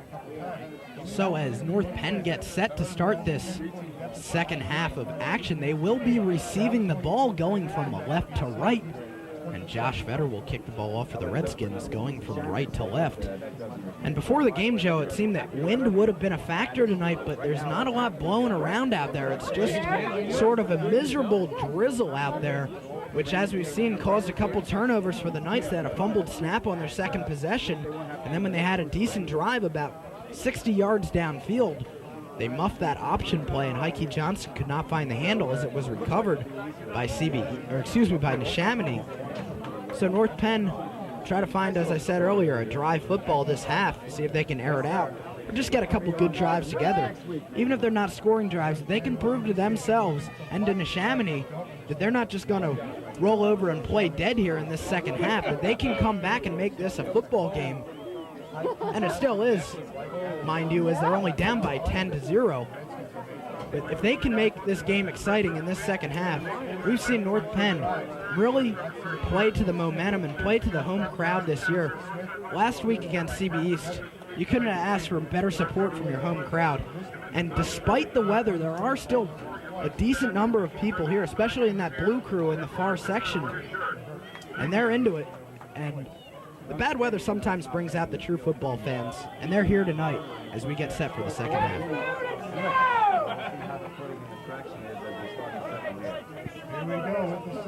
Josh Vetter approaches the ball and kicks it high and short. Will be going out of bounds. Illegal procedure against Neshaminy, and North Penn will take over from the 35-yard line, 1st and 10 Knights. I really wouldn't be surprised if North Penn goes back to that off-tackle play that was very effective for them in the first half and was pretty much the only play that was effective for us. And then maybe go to a little play action with Tom Parentozzi, who really needs to get back into this game, warm his arm up a little bit. So this is North Penn's best starting field position in the ball game so far. They have a full 2 quarters to work with, down by 10 against the Redskins. North Penn will come out in a passing formation, 4 wide receivers, Leonard and Fitzpatrick to the near side, Johnson and Smith to the far side. Single setback is Nate Vielhauer. Tom Parentozzi, the quarterback, under center with a long count. Will give up the middle to Vielhauer, and he busts loose, picking up about 9 or 10 yards, close to a first down, and that's a great first play to come out with, Joe. Right, especially for Vielhauer. He's a captain. He needs to get his team pumped. He's a team leader, and he showed it to us all year. He's always been there when they needed a big play, and hopefully that'll give him some momentum right here in the second half. So Vielhauer triples his rushing yardage with that about 10-yard gain, even though he does not get credit for the first down. It's pretty close to 10 yards. He has 15 yards total now, and North Penn will come out in quads with their receivers, and this is a good passing down, 2nd and 1, less than 1 rather. Parentozzi under center, once again a long count. They'll give it up the middle to Vielhauer, first down Knights at the 47-yard line. Moving the ball well here early. They're going to go to the go-to guy, as has been the whole year when the Knights have been having troubles on offense. Just give the ball to Nate Vielhauer and let him do his thing. Vielhauer really doesn't need a big hole to get by. He's not the biggest of guys, but he's strong. Guys don't tackle him easily, so that's why they're probably going to him right now, especially since they need to control the clock and get some possession here in the second half. So North Penn has their first down of the night, I believe. No, excuse me, first down in this second half. They come into a double tight end formation. Mims and Johnson are the wide receivers. Vielhauer the single setback. Parentozzi will have the keeper, nowhere to go. He does a somersault as he's thrown to the turf by Brian Staley. Someone just forgot to block Staley on that play. He just came in there untouched, Kyle, and just got to Parentozzi before he could do anything with that ball. So a loss of 1 on that play sets up 2nd and 11 for North Penn on their own 47-yard line. You would think North Penn would be passing here, but as we've seen all year from North Penn, they really are very, very unpredictable. They pass sometimes in rushing situations, and they run sometimes in passing situations. So you never know what's going to happen with North Penn's offense. They'll go to an open set. Vielhauer and Johnson. Mays in the slot. It's going to be a give to Johnson off tackle. He cuts it up, but does not get much. Maybe 2 on that play. And it'll be 3rd and long for the Knights. Once again, nothing doing on the inside there for Johnson. It seems like that's almost a weak spot there for North Penn. Not around the corner and not up the middle with Vielhauer, but right through the guard almost. It hasn't been working for North Penn tonight. 3rd and 10, ball on North Penn's own 48-yard line. 9.5 minutes and counting to go in this 3rd quarter. Split backs in the shotgun formation. Now they'll come up under center. Mims in the near slot. Fitzpatrick split way wide to the far side. It's going to be an inside reverse to Lou Mims. Can he pick up that first down? He does. Cuts it up inside that 40-yard line. 1st and 10 Knights. A great call by Coach Penn. That's the kind of play calling we didn't see in the first half, to bring it up here now when you need the momentum, when you need to get that touchdown or a field goal. Just a great call by Coach Penn. It shows he hasn't lost confidence in his team out there, and that's a good aspect as a coach. And you talk about 2 good plays that have worked for North Penn this year. That inside reverse, we've seen Aaron Thomas run it for a 70-yard untouched touchdown against Pennsbury. And that wide receiver screen, which we haven't seen yet tonight, that really worked well against CB East. They connected on 2 or 3 of those.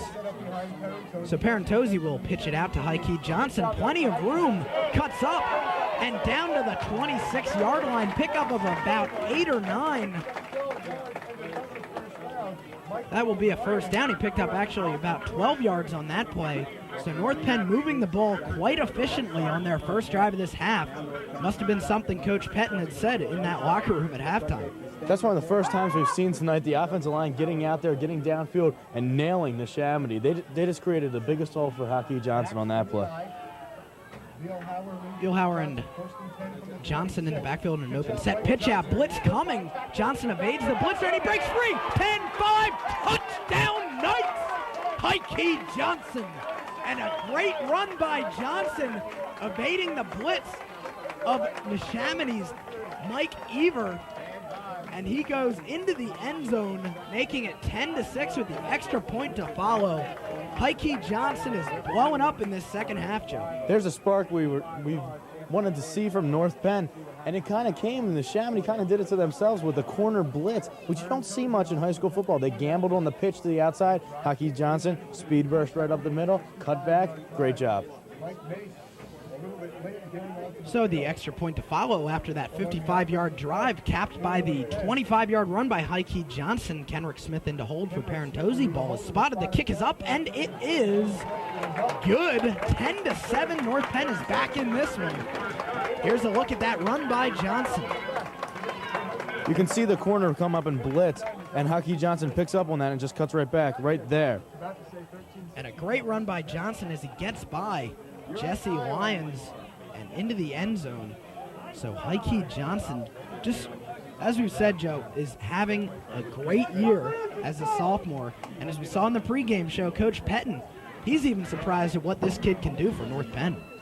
You're right. The thing that really started that drive, though, Kyle, that people might forget is Vielhauer. Vielhauer started that drive with that burst right up the middle to get a first down after 2 plays. And that kind of got the whole game into perspective for North Penn. They said, hey, we can get some yardage on the Neshaminy. They're not an unstoppable defense. They're not a wall out there. We just need to get some good blocks. And we saw on the pulling guards, just a great drive by North Penn. And I'll tell you what, Joe, as important as that drive may have seemed, this one right now is, in my opinion, the most important drive in the game. Can the defense hold after an excellent offensive push on that opening drive that chewed up 7 minutes of clock time? Right, the defense has to take some of the momentum given to them by the offense, especially with a lot of two-way players from North Penn. Parentozzi squib kicks it off of Chaz Hall's face mask, and he has to cover. So a little misfortune for Neshaminy's special teams as Chaz Hall could not field the squib kick, which we've seen from North Penn a lot this year. I'm not so sure if it's intentional or a missed kick by Parentozzi, but North Penn will take that as Neshaminy has the ball on their own 25-yard line, 1st and 10 Redskins. You can hear the crowd getting pumped here. They know that the defense has to make a stop, and the defense knows they have to make a stop. So let's just see what the defense can do. They just got to get to Jim Dietz if they can. So the Knights set up in their 4-4 defense. And Jim Dietz has Chaz Hall and Frank DeSandro in the backfield. It's a pitch to DeSandro. Good job of containing by the Knights defense, and Mike Kapusta brings DeSandro down after a 2-yard gain. So North Penn, their defense on that play steps up. That's the defense we're used to seeing all year from North Penn. Good contain on the outside, linebackers coming up and making the tackle. That's what we need to see from North Penn here. They got to get a 3-and-out on Neshaminy so they can get the ball back and let the offense do a little more work with it. 2nd and 9, Neshaminy on their own 26-yard line. Antoine Lovelace split to the near side as the split end.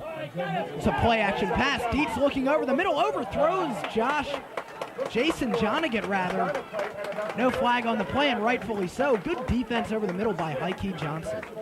That incomplete pass can be credited to Jeff Bloom, who got into Dietz's face. He just came right through the middle. They're pumped, especially Bloom, who's the center on offense. He knows how important this defensive series is for North Penn. 3rd and long for Neshaminy on their own 26-yard line. And the one thing that North Penn is doing well here is Neshaminy has only had the ball for about 40 seconds in this quarter so far. And if they can shut them down right here, North Penn will get the ball back. And if they can use the clock in their favor in this half, they can win this ball game. Dietz with the 4-step drop. It's a screen, and it's dropped by Frank DeSandro. How many times have we seen that tonight? That could be the difference in this game, Joe. Right, usually sure-handed receivers dropping balls, letting them get into their shoulder pads and not catching it out in front with their hands. And the rain really has stopped here. There's a little bit of a mist, but it's not affecting the ball as it did earlier in the game. No excuse for that play right there, just taking your eye off the ball. And I said that could be the difference in the game. Not necessarily that play, but the other 3 drops that Neshaminy running backs have had that could have proceeded into big plays. But Dietz back to punt, high snap, he fields it. It's away, it's a low spiral. Taken at the 40-yard line by Aaron Thomas, and he cuts it up to the 49-yard line. Good field position for the Knights, and they'll take over with 7:10 to go in the 3rd quarter. Good return by the sophomore. You're right. He didn't try to do anything special with that one. That's the first time we've seen Thomas just put his head down and run right up the middle. He just wanted to get some yardage on that play.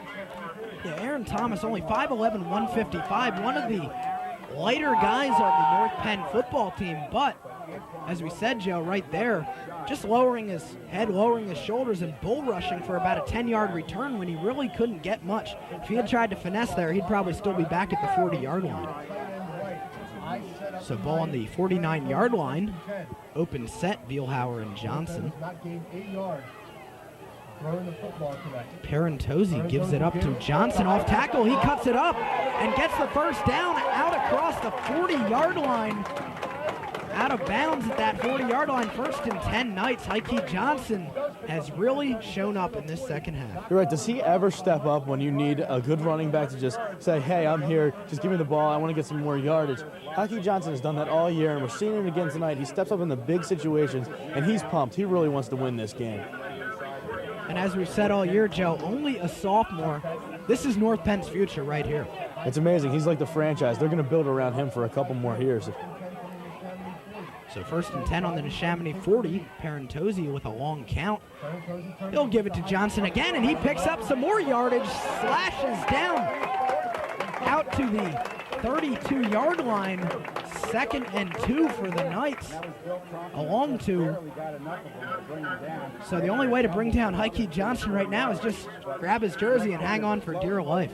This is when Coach Patton just has to say, all right, we're just going to keep giving the ball to Heike Johnson until he makes a mistake or until they realize that they should be keying on him because he is a very explosive back out of the backfield.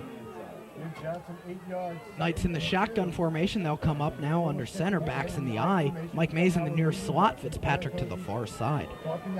Up the middle to Vielhauer. 1st down Knights, and he breaks free down to the 21-yard line. Pickup of about 10 on that play for Vielhauer on the trap. So they go to Heike Johnson and then come back quickly with the fullback trap, taking advantage of Neshaminy's defense. And the offensive line of the Knights is just blowing the Redskins off the ball, and you've got to love that, Joe. You're right. The reason that play worked was because of the great blocking and because of the misdirection. They did key on Heike Johnson like I said they should, but it went to Vielhauer up the middle. There's nothing you can do about that. 1st and 10 Knights. 5.5 to go in the 3rd quarter. 10-7 Redskins. Now it's Johnson. Up the middle, he's met at the line of scrimmage by Chaz Hall and thrown backwards. On forward progress, he'll get up to the 20-yard line for a pickup of 3. 2nd and 7 for North Penn. We still haven't seen North Penn try a pass here in the second half. It's kind of surprising, especially since Tom Parentozzi has only attempted one. He usually throws a lot more than that. He usually gets up to 10 or 12 attempts per game. I wouldn't be surprised to see like a naked bootleg here, or maybe even a play-action pass. Well, they'll split Fitzpatrick out to the left side. He's the only wide receiver on this play. Two tight ends are Hurts and Mays. Backs in the eye. Parentozzi will give it up the middle to Vielhauer. Breaks free. Touchdown Knights! Nate Vielhauer. The Knights have the lead, 13-10. And a beautiful call on that play. They're going to run that trap up the middle. And Nate Vielhauer is into the end zone for his 11th touchdown of the year. And the Knights are up by 3. Once you start keying on one running back, you're really going to get burnt by the other one. A lot of teams forget about Vielhauer, who's just a very quick running back, and he's hard to tackle, like I said before. He's slow to the ground. He's done a great job stepping up, along with Hakeem Johnson. They're pretty much the team right now, along with the offensive line. We should mention, too, without an offensive line, you don't have any running backs. Parentozzi gets the kick away just barely before the block can be attempted, and it's up and good. While the crowd is going nuts at Crawford Stadium, we'll take a look at Vielhauer's touchdown run from about 20 yards out, up the middle, and basically untouched on that play, Joe. Great offensive line blocking, and the Knights are taking over in this third quarter, now with 183 total yards. North Penn, like you said, just blowing up, Kyle. They just know what they want to do. They came out here. Coach Patton probably said something to them at halftime, knowing that if they don't win this game, they're probably not going to get into the playoffs, and they want to get into the playoffs. North Penn has never been into the playoffs, if I'm correct. I'm not sure about that. But in the recent years I've been alive, I know they've never been into the playoffs. And, of course, North Penn having definitely a spectacular year this year with that 6-1 record. The only blemish on that record is that loss to number 1 in the area, CB West, who's also ranked number 5, I believe, nationally in USA Today. So you can't really complain about that loss, but Parentozzi is on to kick off for the Knights. And he gets it away. It's another low-line drive. And it's taken at the 25 out to the 30 and finally brought down at the 35-yard line. So kickoff coverage not that great for the Knights right there, as Neshaminy has a decent start on their drive at the 36-yard line after that return by James Kelly. Neshaminy, if they want to get back into this game, really have to put together a good drive. It looks like the tables have turned here, Kyle. We're saying the same things for North Penn as we were for Neshaminy in the first half. And Neshaminy really doesn't have any momentum right now. Their defense has kind of let them down a little bit. Might want to look for Dietz to go to Lovelace. They've hooked up for a touchdown on every game so far this year, and they haven't found pay dirt yet. Draw up the middle. DeSandro drugged down by Nate Vielhauer, close to a first down. We'll see where they spot it. Definitely a pickup of 9 on that play. And that's where they'll keep it. No, they're going to measure it. The officials will take a timeout with 4:26 to go in the third quarter.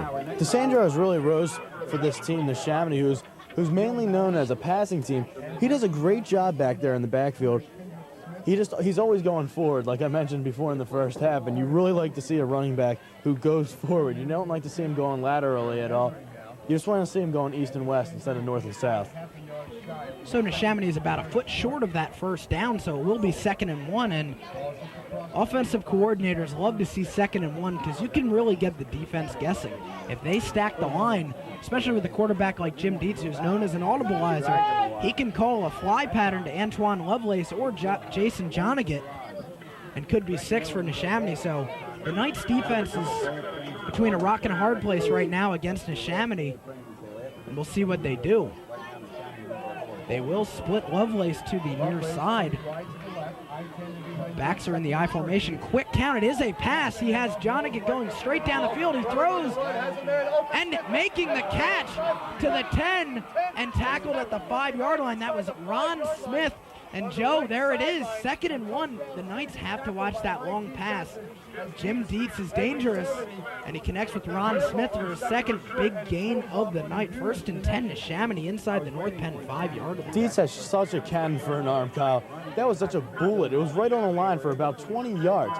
We've seen that play earlier this game. That was their first touchdown. Another play-action fake rollout pass to the same receiver. And like you said, you got to be looking for that on 2nd and 1. So they'll go with the T formation in the backfield. Now they split out of that. Now it's a power I formation. They're going to run DeSandro up the middle. Touchdown Redskins. 16-14.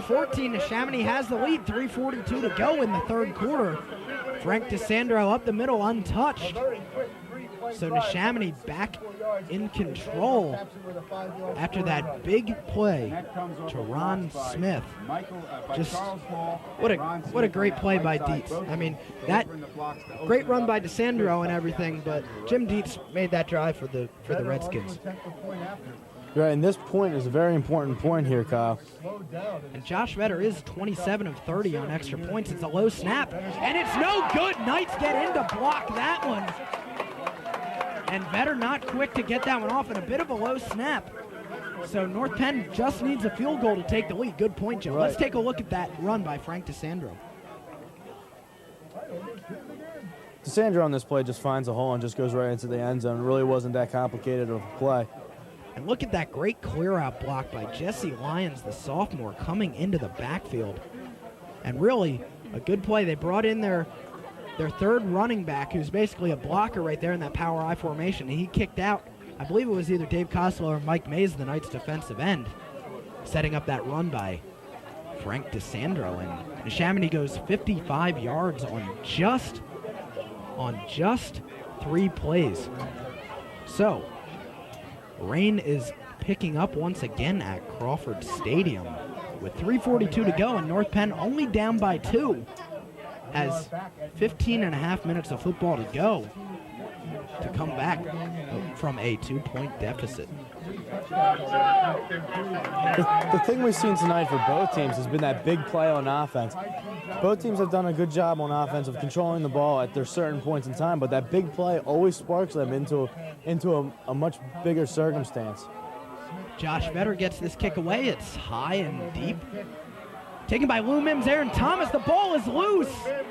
Special teams have been a problem for North Penn all year, and now I think Neshaminy has the football. This is unbelievable, Joe. Neshaminy football and North Penn's return game has been really the only inconsistent thing for them this season. And they're just snake bitten right now. You hate to see turnovers because once North Penn appeared to get some momentum going, they cough up the football once again. It's a miscommunication between Lou Mims and Aaron Thomas. Somebody's got to take charge there. Right, you wrote it down for me on the keys to the game, which I didn't mention because I didn't think it was going to play that much of a factor in this game. And special teams is just unbelievable tonight.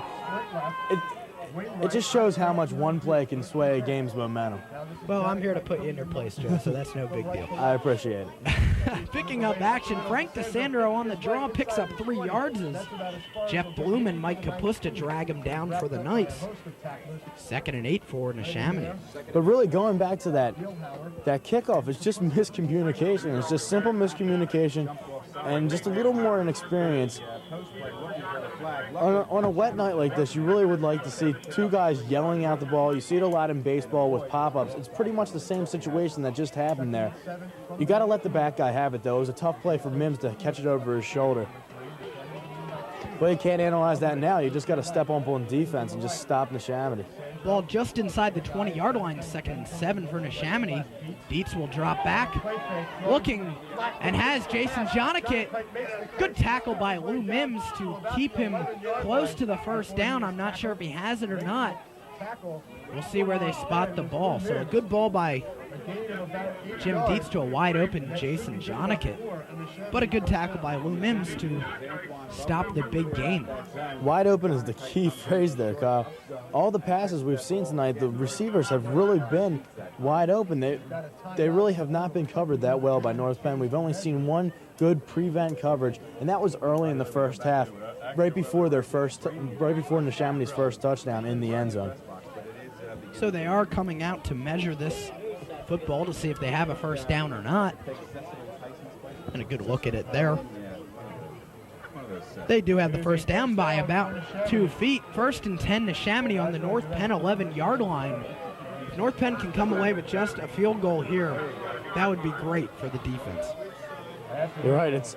We always mention it in the game, moral victories play an important role in your momentum. And especially with Dietz really catching a little fire here in the second half, and he's really stepping up. You've got to just cover the receivers. Without an open man, he's got nobody to throw to.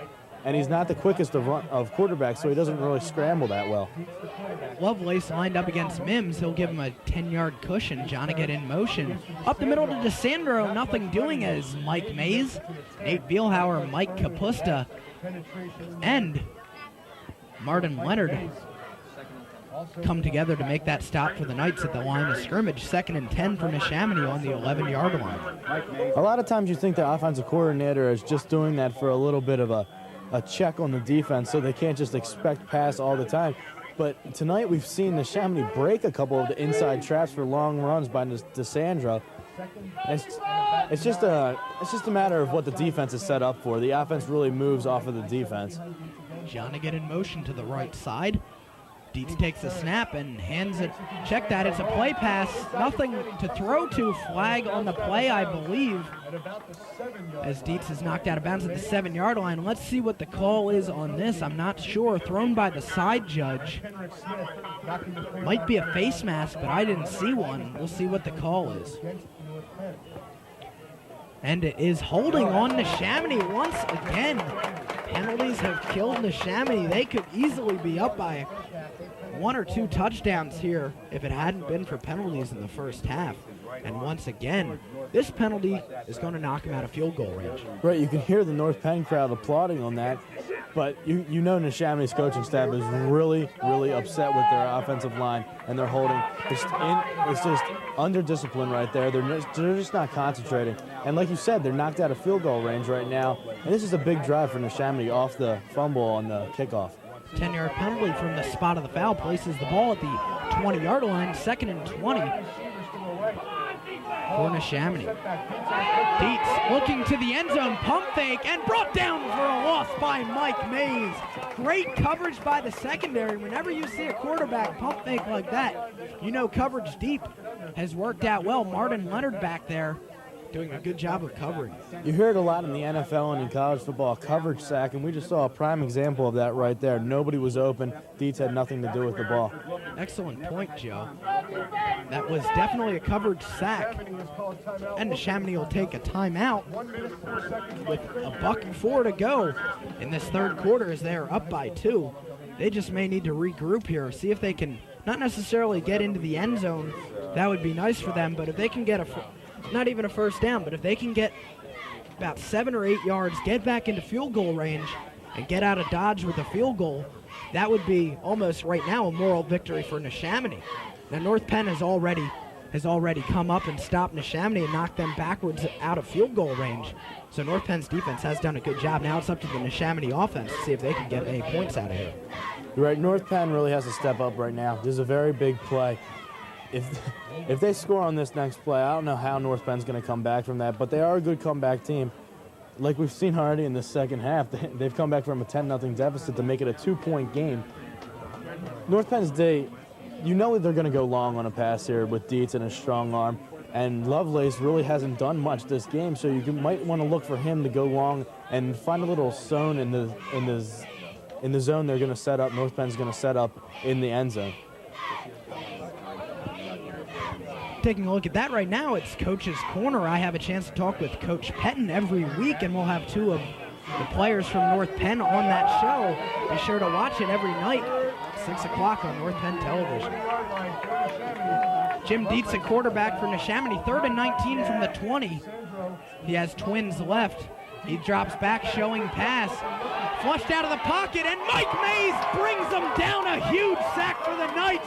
Mays is flexing his muscle as the Knights defense does the same, knocking them definitely now out of field goal range. Even an NFL kicker would have a hard time kicking a field goal from where this ball was spotted at the 29-yard line. Dietz must not have seen Johnerget. He was wide open. There wasn't a guy within 20 yards of him just standing there yelling at his quarterback to throw him the ball, and he might not have caught it out of the corner of his eye. As we saw right there, Neshaminy's coach letting Jim Dietz have it. But they're going to go for it here. They're obviously probably going to go to the end zone. 4th and 27. They can get a first down, but that would be inside the 1-yard line. 15 seconds to go and counting. Neshaminy will have to get a playoff. Crowd rising to their feet and making some noise at Crawford Stadium, and this the final play of the 3rd quarter. Flags all over the place. What is this call? Thrown by that back judge. Might be delay of game. And it is, so Neshaminy takes that 5-yard penalty. That might just be an intentional penalty. See if they can punt the ball. They just wanted to get maybe Dietz a little more room to punt the football. But we'll see what they do with 9 seconds to go in this 3rd quarter. You see that a lot. It's like a situational foul. You bring it upon yourself, the penalty, just to give your punter a little more room, in this case, Dietz. I'm not really sure what Neshaminy's really trying to do here. It looked like they set up with trips right, but here comes a punt team, I believe. So that was an intentional delay of game. We see that a lot in football. If the team is in deep 4-down territory, but they're going to set up with Dietz just inside the 50-yard line to try to attempt a pooch punt, but you might want to watch that fake. Dietz is the quarterback with a gun for an arm. So Neshaminy sets up. It's a low snap. Dietz does a great job of fielding it, but he's going to put that one into the end zone, you would think, and it does go into the end zone with 2 seconds left. The Knights will have one play in the 3rd quarter. Then they'll walk to the other end of the field, down by 2, 16-14. So Dietz could not pooch that one, but one of the factors on that was that low snap, but he did a nice job of fielding that. Yeah, you like to see your punter get their whole body in front of that, which Dietz did. And you really can't expect much out of him after a low snap like that. He just did the best job he could. So this will be the last play in the 3rd quarter. Evan Fitzpatrick will be split to the left. In the slot is Mike Mays, to the near side is the 2nd tight end.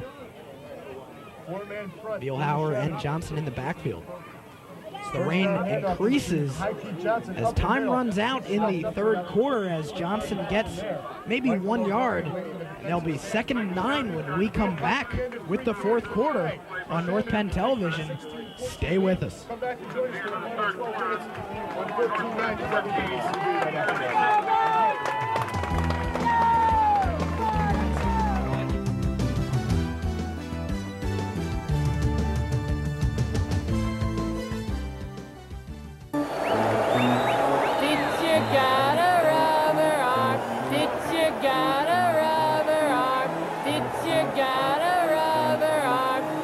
Tom, where you going? Hey, we got a ball game here. Pardon me. Pitcher got a rubber arm. It's has. Huh? Pitcher has a rubber arm. If education is important to you, talk to your child's school about raising academic standards. Call 1-800-38-BE-SMART for a free booklet and be a big league parent. Welcome back to Crawford Stadium at the beginning of the 4th quarter. Neshaminy leads North Penn 16-14. Joining me now in the press box is the principal of North Penn High School, Dr. Vincent Cotter. Dr. Cotter, thanks for joining us. What do you like about this game so far? Well, it's a competitive game. We got behind early and we came back. We showed some spirit in that, showed some ability to come from behind. I think that was great. Mikey Johnson just picked up a first down on that run for North Penn. And Dr. Cotter, really, as you were saying, with school spirit, namely at the CB West football game, it was almost like a home game for the Knights. Really a good number in the Blue Crew, as well as the parental support. And a good football team really can bring a school together, and you have to like what's going on so far this year for the Knights. I've been very impressed with that. It was something we worked toward. You know, we gave out a lot of incentives, tried to build some spirit. a lot of the kids got together on that.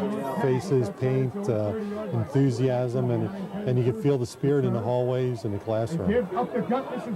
So Nate Vielhauer on this play picks up about 6 or 7 yards as the Knights are starting to round out the rushing offense early in this fourth quarter, down by 2 to Neshaminy. Getting back to Dr. Cotter, looking ahead for the Knights, they need to win all 2 of their games, this one included. They have Neshaminy tonight and Norristown next week. And they want to get in the playoffs, and obviously you'd be very happy to see your football team get into the playoffs. I'd love to see it in this particular year. You got to take each game one at a time. This is a critical game, obviously. Neshaminy coming in a powerhouse with an offense, can throw the ball. So we're a little worried about them. But we're hanging with them, and that's what I'm really proud of. And in the last couple of weeks, this week it's obviously a close game, and last week North Penn went down to the last minute to win it. You like this exciting kind of football going down to the last couple minutes in the game? Yeah, it's exciting. It's a cliffhanger. Sometimes you like a little cushion, but... And look at this, Tom Parentozzi gets out into Neshaminy territory. First and 10 Knights as the crowd rises to their feet at Crawford Stadium. And this exciting football is just really incredible. It's great to see North Penn get back on that winning track last year with that 4-5 record. Now the new coach Mike Pettin bringing to the table a more potent offense, and that sophomore Heike Johnson is something you've got to like. I like that. I like the varied offense. Remember the game last week against East? I thought there were some gutsy plays at the end of the game, thrown across the middle at the end of the game on 3 consecutive plays. Took a lot of guts on that. Heike Johnson takes this handoff off left tackle, breaks it outside, hangs onto the football, and is close to another North Penn first down. Well, Dr. Cotter, thanks a lot for being on the show.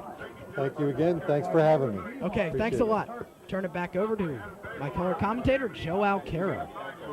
Once again, thanks to Dr. Cotter for coming onto our broadcast. So 2nd and 1 for the Knights at the 31-yard line, but meanwhile there is a injured Neshaminy player, Adam Bihar, number 5, the D-back for the Redskins. How about that play by Parentozzi, Kyle? What a great play. That bootleg has worked for the Knights. They've scored a touchdown in each of the last 2 games, the CB East game and the Pennsbury game, on that bootleg by Parentozzi. And in the last couple weeks, Parentozzi has really come forward as a quarterback that can run the ball well. You're right. That's the advantage of having a really good athlete at quarterback. He's got a good arm, but his quickness is his better skill and his thinking. That's just a great advantage to have a quarterback back there that's just as fast as your running backs. And there we see Tom Parentozzi. Joe, you and I were talking before the broadcast began. We were talking about the difference between high school and college quarterbacks, and really in high school, you see the best athletes are usually your quarterbacks, not necessarily the best throwers, although Jim Dietz is obviously one of the better throwers in Pennsylvania. Tom Parentozzi is the kicker, he's the punter, he's the quarterback, and he's the D-back. And really, you see a lot of athletes at quarterback in high school.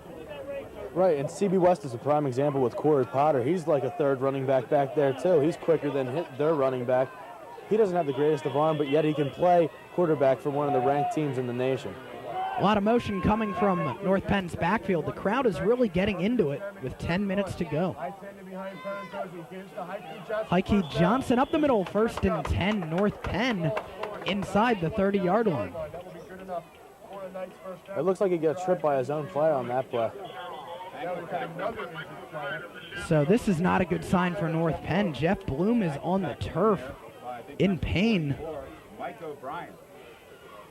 So a timeout on the field as Jeff Bloom is being attended to. Of course, Jeff Bloom playing well for the Knights in the past couple weeks. Had a chance to talk with him on that Coach's Corner I did this week, along with Mike Mays and Coach Pettin, and Jeff Bloom really had a good game against CB East. So they're going to take a look at him right now with 9:51 to go, 16-14. Neshaminy has the lead. And Jason Alcott will come on to replace Jeff Bloom. Once again, a reminder to watch Meals You Can Make with Cynthia Wood every Monday, Wednesday, and Friday at 5:30 p.m. on North Penn Television. So we're back at Crawford Stadium, and Jeff Bloom sitting up. That's always a good sign. Of course, we can't speculate from up here what his injury is, and we don't want to do that either. But one thing we can say is it's starting to pour at Crawford Stadium. Really, the pace of the rain has quickened, and that could be a factor late in the game on both sides of the ball. You really don't like to see it. We'll be back after this with the rest of the fourth quarter. Stay with us on North Penn Television. There's no ways out. It's impossible. Actually, Coach, it's not. See, Jimmy had to travel a distance of 90 feet. He reached an average speed of 15 miles. If academic standards are important to you, call 1-800-38-BE-SMART for a free booklet and be a big league parent. We know we can count on you to do what Smokey says. Only you. No, you don't play with matches. That's not cool. Tell mom and dad to break them, stomp them. Yeah, that's the rule. Only you can prevent forest fires. Back now at Crawford Stadium after Jeff Bloom has walked off the field under his own power. It appears to be maybe his left arm that's bothering him. He appears to be in a lot of pain for the Knights right now, but Jason Alcott will come on to be the center for the Knights, and it's really important to get that first snap right here, make that a successful transition. Jeff Bloom got injured at CB West, and Jason Alcott came in for him, and they fumbled that first snap. So this is obviously an important play for the Knights. It doesn't matter how much yardage they get, they just need to get that first snap. You're right. Hopefully Parentozzi and Alcott have been working a little bit on practice so they get the feel for each other. I know as an ex-quarterback, you always liked your starting center the most because you were most comfortable with him and you had the most confidence in him. So clock running, under 9:40 to go in the final quarter. And there you go, Joe. Fumble on the snap. And I think Neshaminy has the football. That's a huge play right there. I'm starting to freak myself out. I seem to be jinxing the Knights with all these crazy predictions, but there you see Jason Alcott fumbling the snap to Tom Parentozzi. And after Jeff Bloom comes out with the injury, they turn the ball over with 9.5 to go to Neshaminy. Right. You could almost see it coming, Kyle. Anybody in the stands could pretty much pick that out. You're not that special. But it's just like what we were talking about. You're comfortable with a center, and he just wasn't comfortable with him on that play. And the wet ball might have come into a little effect right there. Frank DeSandro picking up a good chunk of yardage, getting about 6 yards on that play, making it 2nd and 4 for Neshaminy. North Penn really has to try to create their own turnover right here against Neshaminy. Maybe stand up a running back and another guy come and try to swipe the ball from him, or hit your helmet on the ball while going and tackling. They just got to get the ball back. So Antoine Lovelace will go split to the left side. Jason Jonikid in the near side slot, backs in the I formation. Under 9 minutes now in the final quarter. Jim Dietz will hand the ball up the middle to Frank DeSandro, and he busts free before being tackled from behind by Martin Leonard and brought down by Heike Johnson. 1st and 10 Redskins out across the 42-yard line. So North Penn has to buckle down again. They can give up a field goal here, but a touchdown would be deadly for the Knights. You're right. North Penn has to step up here on defense, make them punt the ball, give them back to them, and then just get down the field. And with the 2-point deficit, they can win with a field goal, but a touchdown is obviously better. So Neshaminy approaches the ball with Jim Dietz under center. Quick count. It's a quick pitch. Cutting it up is Frank DeSandro. North Penn coaching staff looking for a holding call right there. Coach Beck on the sideline is letting the official hear it. But anyway, it's Frank DeSandro for a 5-yard gain. 2nd and 5, Neshaminy on the 47-yard line. North Penn coaching staff has every right to ask for a holding call. We've seen it a lot tonight. And if you can get away with it, a hold is one of the best blocks in football. And you see it a lot in the NFL, good inside holds. And in high school football, some good coaches can teach the inside hold. 7:45 now is on the clock in the fourth quarter. It's a draw up the middle. Frank DeSandro moves it out to midfield where he's met by the North Penn defense. Corey Jackson brings him down along with Mike Capusta and Mike Mays, who's had a lot of tackles for the Knights tonight. So a big play here, 3rd and 2, the ball at midfield, Joe. Really, defense has to step up. The crowd's really getting into it. They know they have to stop him on this play. The coaching staff knows they need to stop him. And Neshaminy is doing everything in their power not to let North Penn stop him. It's about 3rd and 2 here, Kyle. And Neshaminy, really, if they don't get it here, they'll probably go for it on 4th. You might expect a passing play and try to break one long. So 7 minutes now on the clock. 3rd and 2 on the 50-yard line. North Penn stacking that line. And Dietz will throw the counter option pass. Pressure from Koslow to a wide open Chaz Hall, and he breaks loose down into the 40, inside the 40, down to the 38-yard line. And Joe, right there, North Penn stacked the line and had a decent pass rush, but wide open out of the backfield was Chaz Hall on the counter option play. Really not exactly a big passing play, but enough to get the first down and a lot more yards than a running play would have done right there. So I think it's safe to say it's a downpour right now at Crawford Stadium, as Neshaminy is nursing that 16-14 lead. They have the ball on North Penn's 38-yard line. And it's a pitch out to DeSandro, who's been the man on this drive. Bad tackle by Parentozzi. Could not wrap him up. But finally taken down 9 yards down the field by Corey Jackson and Martin Leonard. 2nd and 2 for Neshaminy on North Penn's 30-yard line. And once again, the 2nd and short play, North Penn's defense has to watch out. You're right, we've seen it twice tonight. On the 2nd and short, they try to go long with Dietz and his good arm to either one of his receivers, Jonervit, who does a good job, and Lovelace really hasn't shown anything tonight. Maybe it's his time to step up. There is a timeout on the field as Neshaminy has used, I believe, their 2nd timeout of this half, so that could be a factor as time rolls on in this 4th and final quarter with 5:50 to go. It's Neshaminy up by a score of 16-14.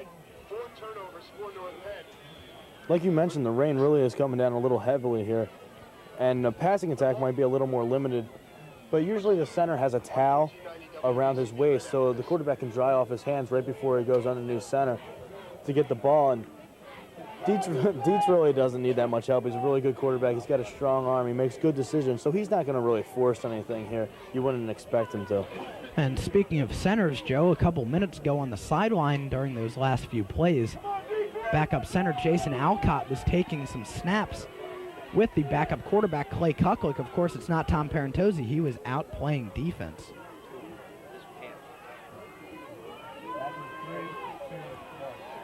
Second and 2 now from the North Penn 30-yard line. Neshaminy with the ball. It's a counter to DeSandro, and he's met in the backfield nicely by Mike Kapusta and Nate Bielhauer. Those two linebackers having a good couple of weeks for the Knights. Kapusta, another sophomore, who's really the catalyst of the defense, as Hockey Johnson, a sophomore, is one of the main focal points on the offense. They both do a good job. Yeah, Mike Kapusta sort of had a coming out party at Pennsbury 2 weeks ago, and the crowd rising to their feet, making some noise. A big play, 3rd and 3 from the 31 of North Penn.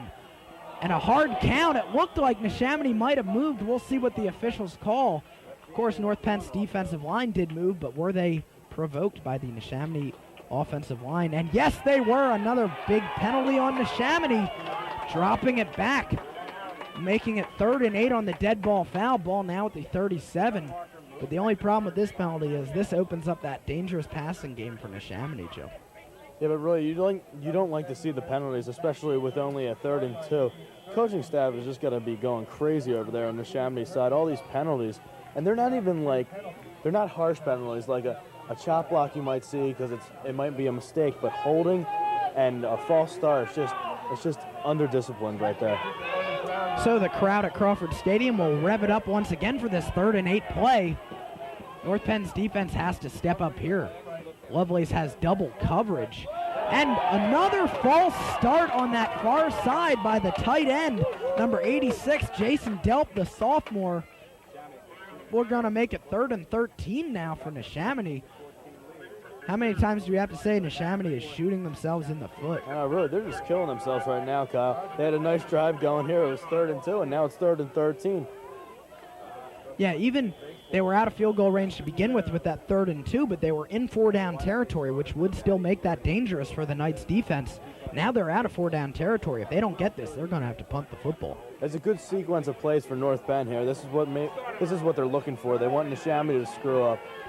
And once again, a straight-up downpour. This is as hard as it's rained all night. Dietz looking deep over the middle. Incomplete. Good defense by Kenrick Smith. Calling for a flag is Jason Jonikit. He is not happy with that. But that ball was underthrown just a bit by Dietz. And Kenrick Smith with good coverage. You're right. Referees really can't call a flag on that play because both guys were going for the ball. Kenrick Smith had a handout and I think got a piece of that ball. So Neshaminy will come on to punt with 4:23 to go, and the clock stopped. 4th and 13 from North Penn's 41.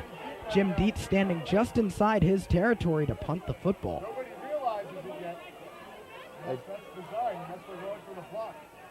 So Knights are going to bring everybody here. But this one is a shanked punt, but it actually works out well for Dietz. It went out before I thought it did. This will be at the 25-yard line. Knights have 75 yards to go, and they only need a field goal, although you'd much rather see them get the ball into the end zone. Right, this is the time to step up. The crowd's getting pumped. The offensive line has to get pumped and start hitting guys off the line. Tom Parentosi has to control them, not get them too revved up. You don't want to make any stupid mistakes. And Jeff Bloom is back in this game, which is a big factor right now. So North Penn will take over. 4:17 to go. And I believe they have all 3 of their timeouts down by 2. 1st and 10 Knights on their own 25-yard line. I might have said before that one drive was a big drive of the game. This is definitely the drive of the game for North Penn. This might be the last time they touch the football. Parentosi gives it up the middle to Bielhauer. Bust free. 40, 45, 50. Still on his feet inside the 45-yard line. That fullback trap to Nate Bielhauer all day, all night. They'll run that 24/7, Joe. That is a big play for the Knights. That's just unbelievable, Kyle. Nate Bielhauer can't step up at a better time for North Penn. He's done a great job all year. And right here, we're looking at the replay. Bielhauer just busting it upfield. It's an outstanding play by Bielhauer and a great job by the offensive line blocking. So he picks up a good 10, 20, 30 yards on that play, scrambling down to the 45-yard line, setting up 1st and 10 for the Knights here on their Neshaminy 45-yard line. Up the middle to Bielhauer again. This time he's stopped after about a 1.5-yard gain, setting up 2nd and 8 for the Knights on the 43-yard line of Neshaminy. On that replay, you might have caught it. Jeff Bloom with a great inside block. How important is Jeff Bloom? He's one of their biggest linemen. He's not the biggest. He's one of the strongest linemen they have. He's their nose guard on defense, and he just does a good job of controlling the offensive line. Yeah, that 6-foot-tall, 210-pound Jeff Bloom. As you said, Joe, not necessarily the biggest. That goes to Chris McKelvey, but definitely one of the strongest on that line, and it helps to have a strong center blocking on those trap plays. Bielhauer and Johnson in the backfield on 2nd and 8. The pitch to Johnson, he cuts it up. Can he get outside? No. Good open field tackle by number 9, Dean Peckett of Neshaminy. And a key play here, 3rd and 8. One thing I'd like to see the Knights do here, Joe, is go wide receiver screen to Heike Johnson, which is what we've seen work for the Knights when they need it this year. You're right. They're going to have to pass on this play, Kyle. You don't almost think so. And they picked a really weird time to pick their first passing play. If they do, their second passing play, if they do pass, the rain is really starting to come down heavily now. The balls have to be soaked. Even though there's balls coming in and out of the game, they're still wet. And at halftime, I was talking with quarterback Tom Parentosi's father, and the one thing he pointed out to me, which we can see right here, the officials are not covering up the football. They bring out a fresh football that's dry, and they're just letting it soak in the rain right now during the duration of this timeout, and that certainly can't help North Penn's offensive push. Really, that's a very good point. I didn't notice that all game, Kyle. Now that you mentioned it, that's very important. Really, there's no point in having fresh balls coming out there if you're just going to let the new ones just sit there in the rain. And that umpire does have a towel, and he's going to pick up the ball and wipe it off now, but I don't understand why I can't just lay that towel over the football in this downpour until the North Penn offense approaches the football. So Neshaminy's defense will come off the sideline, and Coach Pettin talking it over, probably giving his team a pep talk. You would imagine they'd go for it here if they need to. So Main priority is get a couple yards to set up a 4th and short if you need it. But a first down is definitely a priority right now for the Knights. As I said, this could be the last time they touch the football. Crowd making some noise here. 3rd and 8 from the Neshaminy 43-yard line. Tight formation. The give is to Lou Mims around the corner. Gets 1 yard. Now 4th and 7 for the Knights. This is about as big as it gets with the clock running. 2:25 to go. They're going to call timeout again, freezing the clock at 2:23. North Penn now has 1 timeout left. This could be the play of the game, 4th and 6 at that Neshaminy 41-yard line, Joe. This might really be the last real play of the game, too, because if Neshaminy gets the ball back, they're just going to run out the clock. North Penn just has to suck it up right now, get good push by the offensive line. If they're running the ball, create a big hole for the running back. If they're passing it, make sure that Parentozzi has a good grip on the ball before he lets anything go. And if he doesn't, just take it around the corner, because he is a very quick quarterback, as we've seen earlier on that big game. Yeah, and really, Joe, when a team has to kneel out the ball, their magic number is about a minute and a half, 2 minutes. Once that clock gets inside that, it's frozen at 2:23 right now. Once that clock gets inside 1.5 minutes left, they can just kneel out the ball. And really, Neshaminy obviously will not try to run any plays and risk a fumble if they have to, as the rains continue to fall. And basically a deluge here at Crawford Stadium. This is about as ugly as it gets, but as they say, it's football weather. Right, and this is the first game North Penn's had to play in any bad conditions. They've had good weather for all their games so far this year. So 4th and 6, your play of the game right here with 2:23 to go in the 4th quarter. 16-14. Neshaminy has the 2-point lead. The ball is on Neshaminy's 41-yard line. Crawford Stadium faithful getting busy here in the stands. North Penn will split. Evan Fitzpatrick wide to the right. Mike Mays in the near slot. Mims and Johnson in the backfield. Play action pass. Parentozzi throws to Mims. Drops the ball. I thought he made a spectacular one-handed catch. Ball is turned over on downs to Neshaminy at their own 41-yard line. Neshaminy will have to get at least 1 first down here, as North Penn does have that 1 timeout left. That's a killer right there. It looked like he almost had the ball, and then the rain might have played an important factor. The ball's a little slippery. It looked like Evan Fitzpatrick, even though it would have been a really tough pass to make, Evan Fitzpatrick did break long on that play, and he was open by a good 5 yards, but Parentozzi was just going for the first down, rightfully so. Here's a look at that play. See if Lou Mims had a little interference with that rain. As Parentozzi fakes the counter to Johnson, and right there off his left hand, off his right hand, and Neshaminy goes crazy. Up the middle now, Frank DeSandro still on his feet, picks up about 4 yards. North Penn is going to have to use a timeout, and they do. That is their last timeout, stopping the clock at 2:10. After this timeout, it will be 2nd and 6 on the 46-yard line for Neshaminy, and North Penn cannot give up a first down if they want to have the ball back. You're right. They really just want the ball back for one more try, a Hail Mary pass. North Penn's defense has done a pretty good job tonight. They've fallen apart a couple times back in the coverage zone. But altogether, against a very potent Neshaminy offense, they've done an okay job tonight. You really can't expect much more out of it. Jim Dietz is a very good weapon, along with DeSandro, who just has done a fantabulous job back there. Excuse me. So Coach Beck coming off the field. I like that word choice, fantabulous, Joe. That's a beauty. Coach Beck coming off the field, basically telling his Knights defense, hey guys, this is your season right here. It's up to you. If you want to get this ball back, you better stop Neshaminy right now. 2nd and 6, Dietz under center. Gives up the middle to DeSandro, and he's met in the backfield by Mike Kapusta, the sophomore. A 4-yard loss, 3rd and 9 for Neshaminy. And this is the play right now. We've had a lot of plays in this game, but this is the play. North Penn has to stop Neshaminy. You're right, Kyle. Even though you've mentioned a lot of plays being the play of the game, this really comes down to this play. They have to stop him here and get the ball back. And on fourth down, they're going to have to stop them too, because you can imagine they're going to go for it and try to run out the clock. But a turnover on downs is really what North Penn's looking for here. So the best thing that Neshaminy can do in North Penn's favor would be to throw an incomplete pass. You would imagine they'd keep the ball on the ground here and concede a punt and take some time off the clock. Dietz takes the snap, and it is a pass. I don't believe they're going to pass this. Dietz might be running it. This will be coming back on a holding call. Now we'll see if North Penn declines it and takes the fourth down to get the ball back.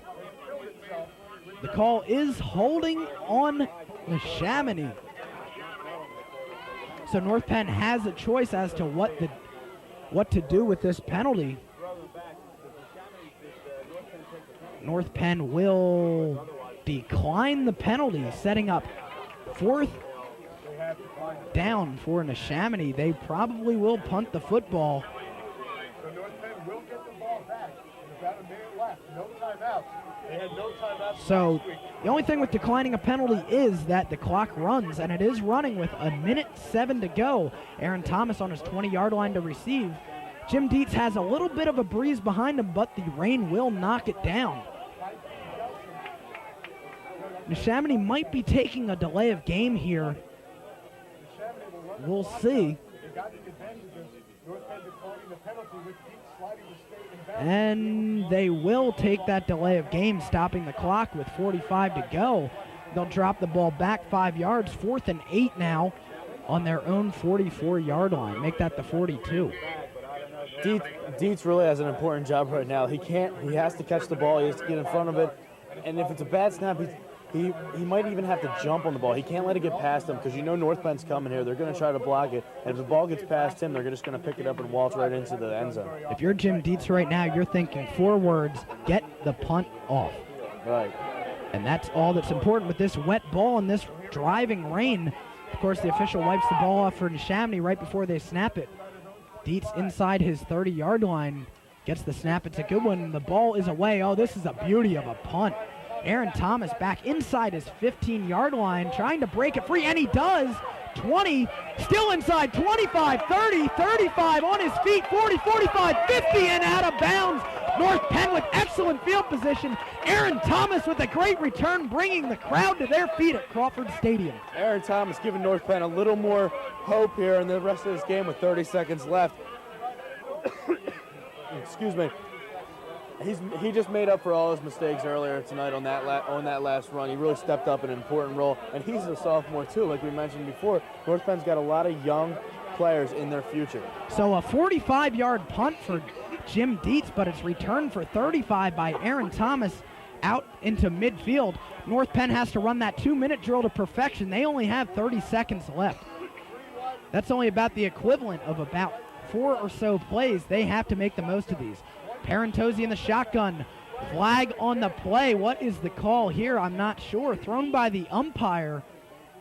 Penalty against North Penn could be pretty crucial right here. Let's see what the call is. False start on North Penn. Some motion on the line. That'll drop them back 5 yards onto their own 47-yard line. So Knights have 53 yards to go, 30 seconds, down by 2, and no timeouts. Right, penalties are really not going to help North Penn right now. That was just a mental error right there. You don't want the 5-yard false start penalty, especially with only 30 seconds left. So the Knights will go 4 wide receivers. Vielhauer will stay in the backfield to block. Smith and Johnson far side. Fitzpatrick and Leonard near side. Ball is put in play. Parentozzi in that shotgun formation. Vielhauer in motion now, 5 wides. Parentozzi takes a snap under heavy pressure. Wide receiver screen right there is incomplete, only using 3 seconds of the clock. That was basically a good play call, but it was just thrown into traffic, and Mikey Johnson couldn't find the handle on it. The rain really came into play right there. It went right between his legs. I mean his hands, Kyle. I'll tell you what, though, Joe, that play, although it's worked for the Knights so far this year, if you don't have any timeouts left, that can mess you up if you get caught in the middle of the field and that clock's running. They need to run those 10, 15-yard out patterns, quick outs. Take the field 10 yards at a time if they have to, and get the heck out of bounds, because they don't have any timeouts left. They're going to go trips right here. Johnson, Leonard, and Fitzpatrick. They'll keep a tight end in for blocking purposes, setting up the Hail Mary. Parentozzi throwing right and deep. He has Johnson, but it was thrown out of bounds. There's that wet ball again. 3rd and 15, 21 seconds left. Of course, in high school, if you do get the first down, the clock will stop. North Penn has to get this first down here if they really want a chance at this game. They've got 15 yards to get, and they're going to have to pass the ball. They can't rely on their running game anymore. 21 seconds left, 3rd and 15 from the 47-yard line. North Penn should be thinking, hey, we might need a first down here. So we'll see if they go all the way down the field or just go about 15 yards and run an out pattern. Kendrick Smith is the single wide receiver to the left side of the line, and Evan Fitzpatrick split deep on that right side. Parentozzi in the shotgun. Low snap. Parentozzi picks it up, gets it away as he's drilled, throwing to Kendrick Smith. A lot of pushing off. Is there a flag on that play? No, I don't believe it. That sure looked like pass interference to me. Neshaminy is going to win the football game. Intercepted on that play by Adam Bihar, clearly pushing off of Kendrick Smith. I don't know where that call was, Joe. I'm not sure why they didn't call that foul either. It was pretty blatant. It was right in front of a referee, too. He pushed off of him and just took the ball. You can't do that in football, Kyle. I'm not sure how they're going to call that incidental contact, Joe. I guess that's what they're saying.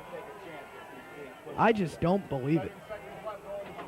7 seconds left, and Neshaminy's just going to kneel on this football.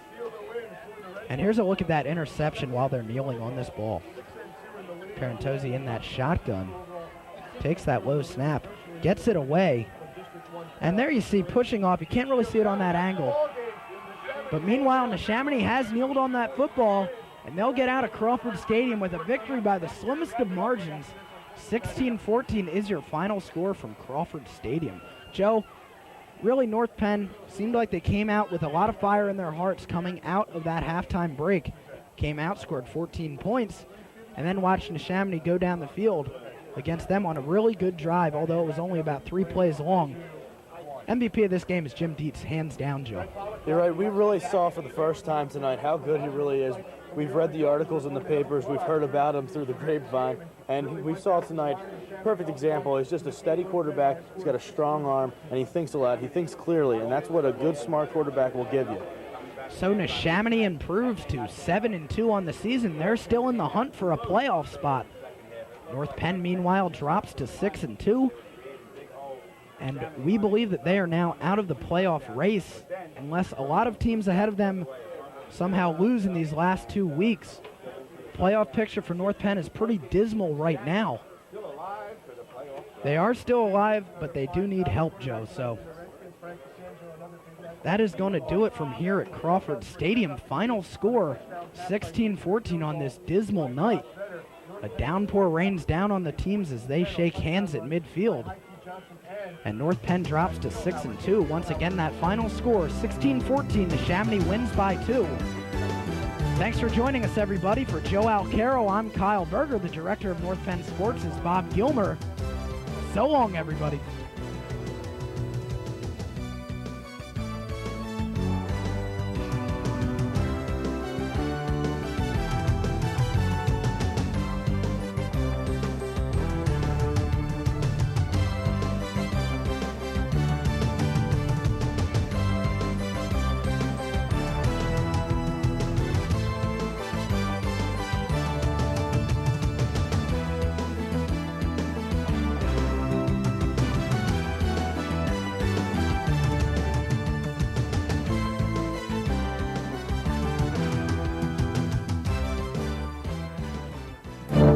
Over 2 million acres of our wildlands burn each year, and hundreds of homes are lost as a result.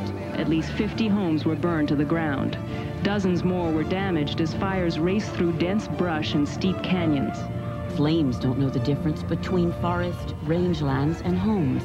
Learn how you can fireproof your home. For more information, contact your local fire protection agency, state forestry office, or the USDA Forest Service.